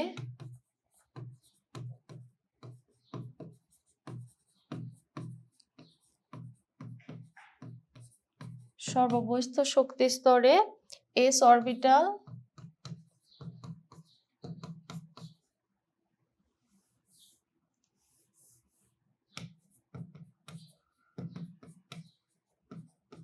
সর্ববহিস্থ শক্তি স্তরে এস অরবিটাল এবং তার পূর্বে সর্ববহিস্থ শক্তি স্তরে এস অরবিটাল এবং তার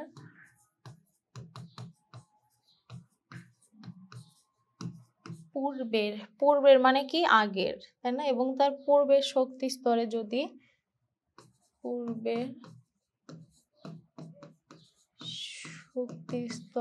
যদি ডি অরবিটাল থাকে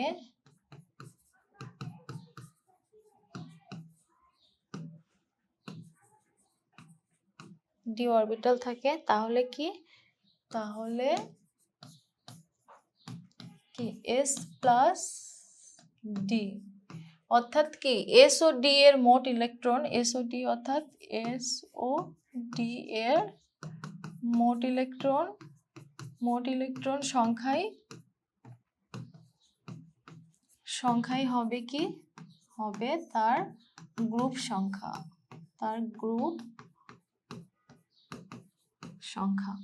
দেখো আমি যদি এখন একটা উদাহরণ দিই, দেখো ফেরাস কয় নাম্বার মৌল 26 নাম্বার মৌল, দেখো 1s2 2s2 2p6 3s2 3p6 3d6 4s2।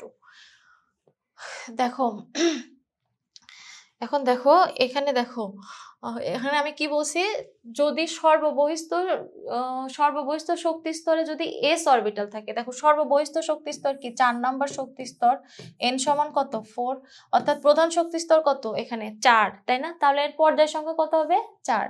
এভাবে আমরা পর্যায় সংখ্যা নির্ণয় করলাম। এখন দেখো গ্রুপ সংখ্যা, দেখো যদি সর্ববহিস্থ শক্তি স্তরে যদি এস অরবিটাল থাকে, অর্থাৎ যেহেতু 4 নাম্বার যেহেতু সর্ববহিস্থ শক্তি স্তর, সেখানে আমাদের অরবিটাল কোনটা আছে অর্থাৎ উপশক্তি স্তর কোনটা আছে, দেখো উপশক্তি স্তর কোনটা আছে এস, তাই না, উপশক্তি স্তর কোনটা আছে এস, তাহলে এখানে হচ্ছে এস উপশক্তি স্তর আছে, কি আছে এস উপশক্তি স্তর আছে। তাহলে দেখো আমি কি বলছি, এস উপশক্তি স্তর থাকবে বা এস অরবিটাল থাকবে এবং তার পূর্বে মানে কি তার আগে কি থাকতে হবে ডি অরবিটাল থাকে যদি, তাহলে কি হবে এই এস আর ডি এর মোট ইলেকট্রন সংখ্যায় কি হবে তার গ্রুপ সংখ্যা, তাই না।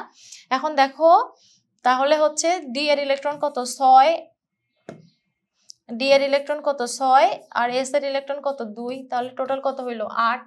তাহলে হচ্ছে গ্রুপ সংখ্যা কত, এই হচ্ছে ফেরাসের গ্রুপ সংখ্যা কত 8। দেখো পর্যায় সারণীতে দেখো এই যে আয়রন 8 নাম্বার গ্রুপে আছে, ঠিক আছে। এখন দেখো আমি আরেকটা দেখাই, দেখো আমি যদি আরেকটা দেখাই, দেখো কপারেরটা যদি আমি দেখাই, copper 1s2 2s2 2p6 3s2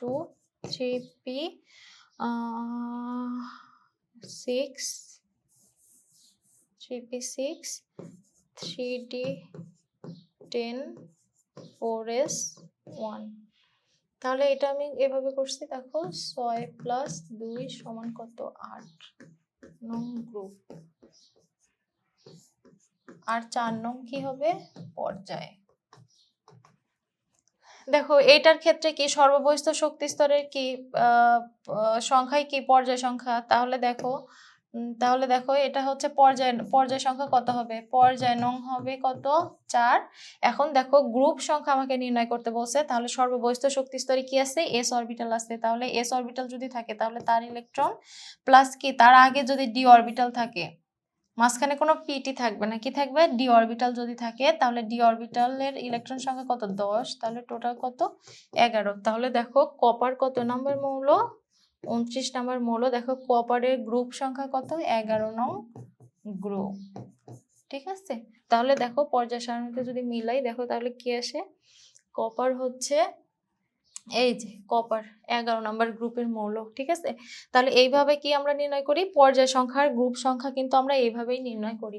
তাহলে দেখো বইয়ে তোমাদের বেশ কিছু প্র্যাকটিস দেওয়া আছে, তোমরা হচ্ছে ক্লাসটা দেখে ঠিকমতো বোঝার পরে তোমরা বইয়ের প্র্যাকটিসগুলো সুন্দর মতো করে ফেলবা, তাহলেই দেখবা আর কি পর্যায় সারণীতে আর কি আর কোনো প্রবলেম থাকবে না। তারপরে তো আজকের ক্লাস এই পর্যন্তই। তারপরে আমরা নেক্সট দিন আবার অধ্যায়ের বাকিগুলা শিখবো। তো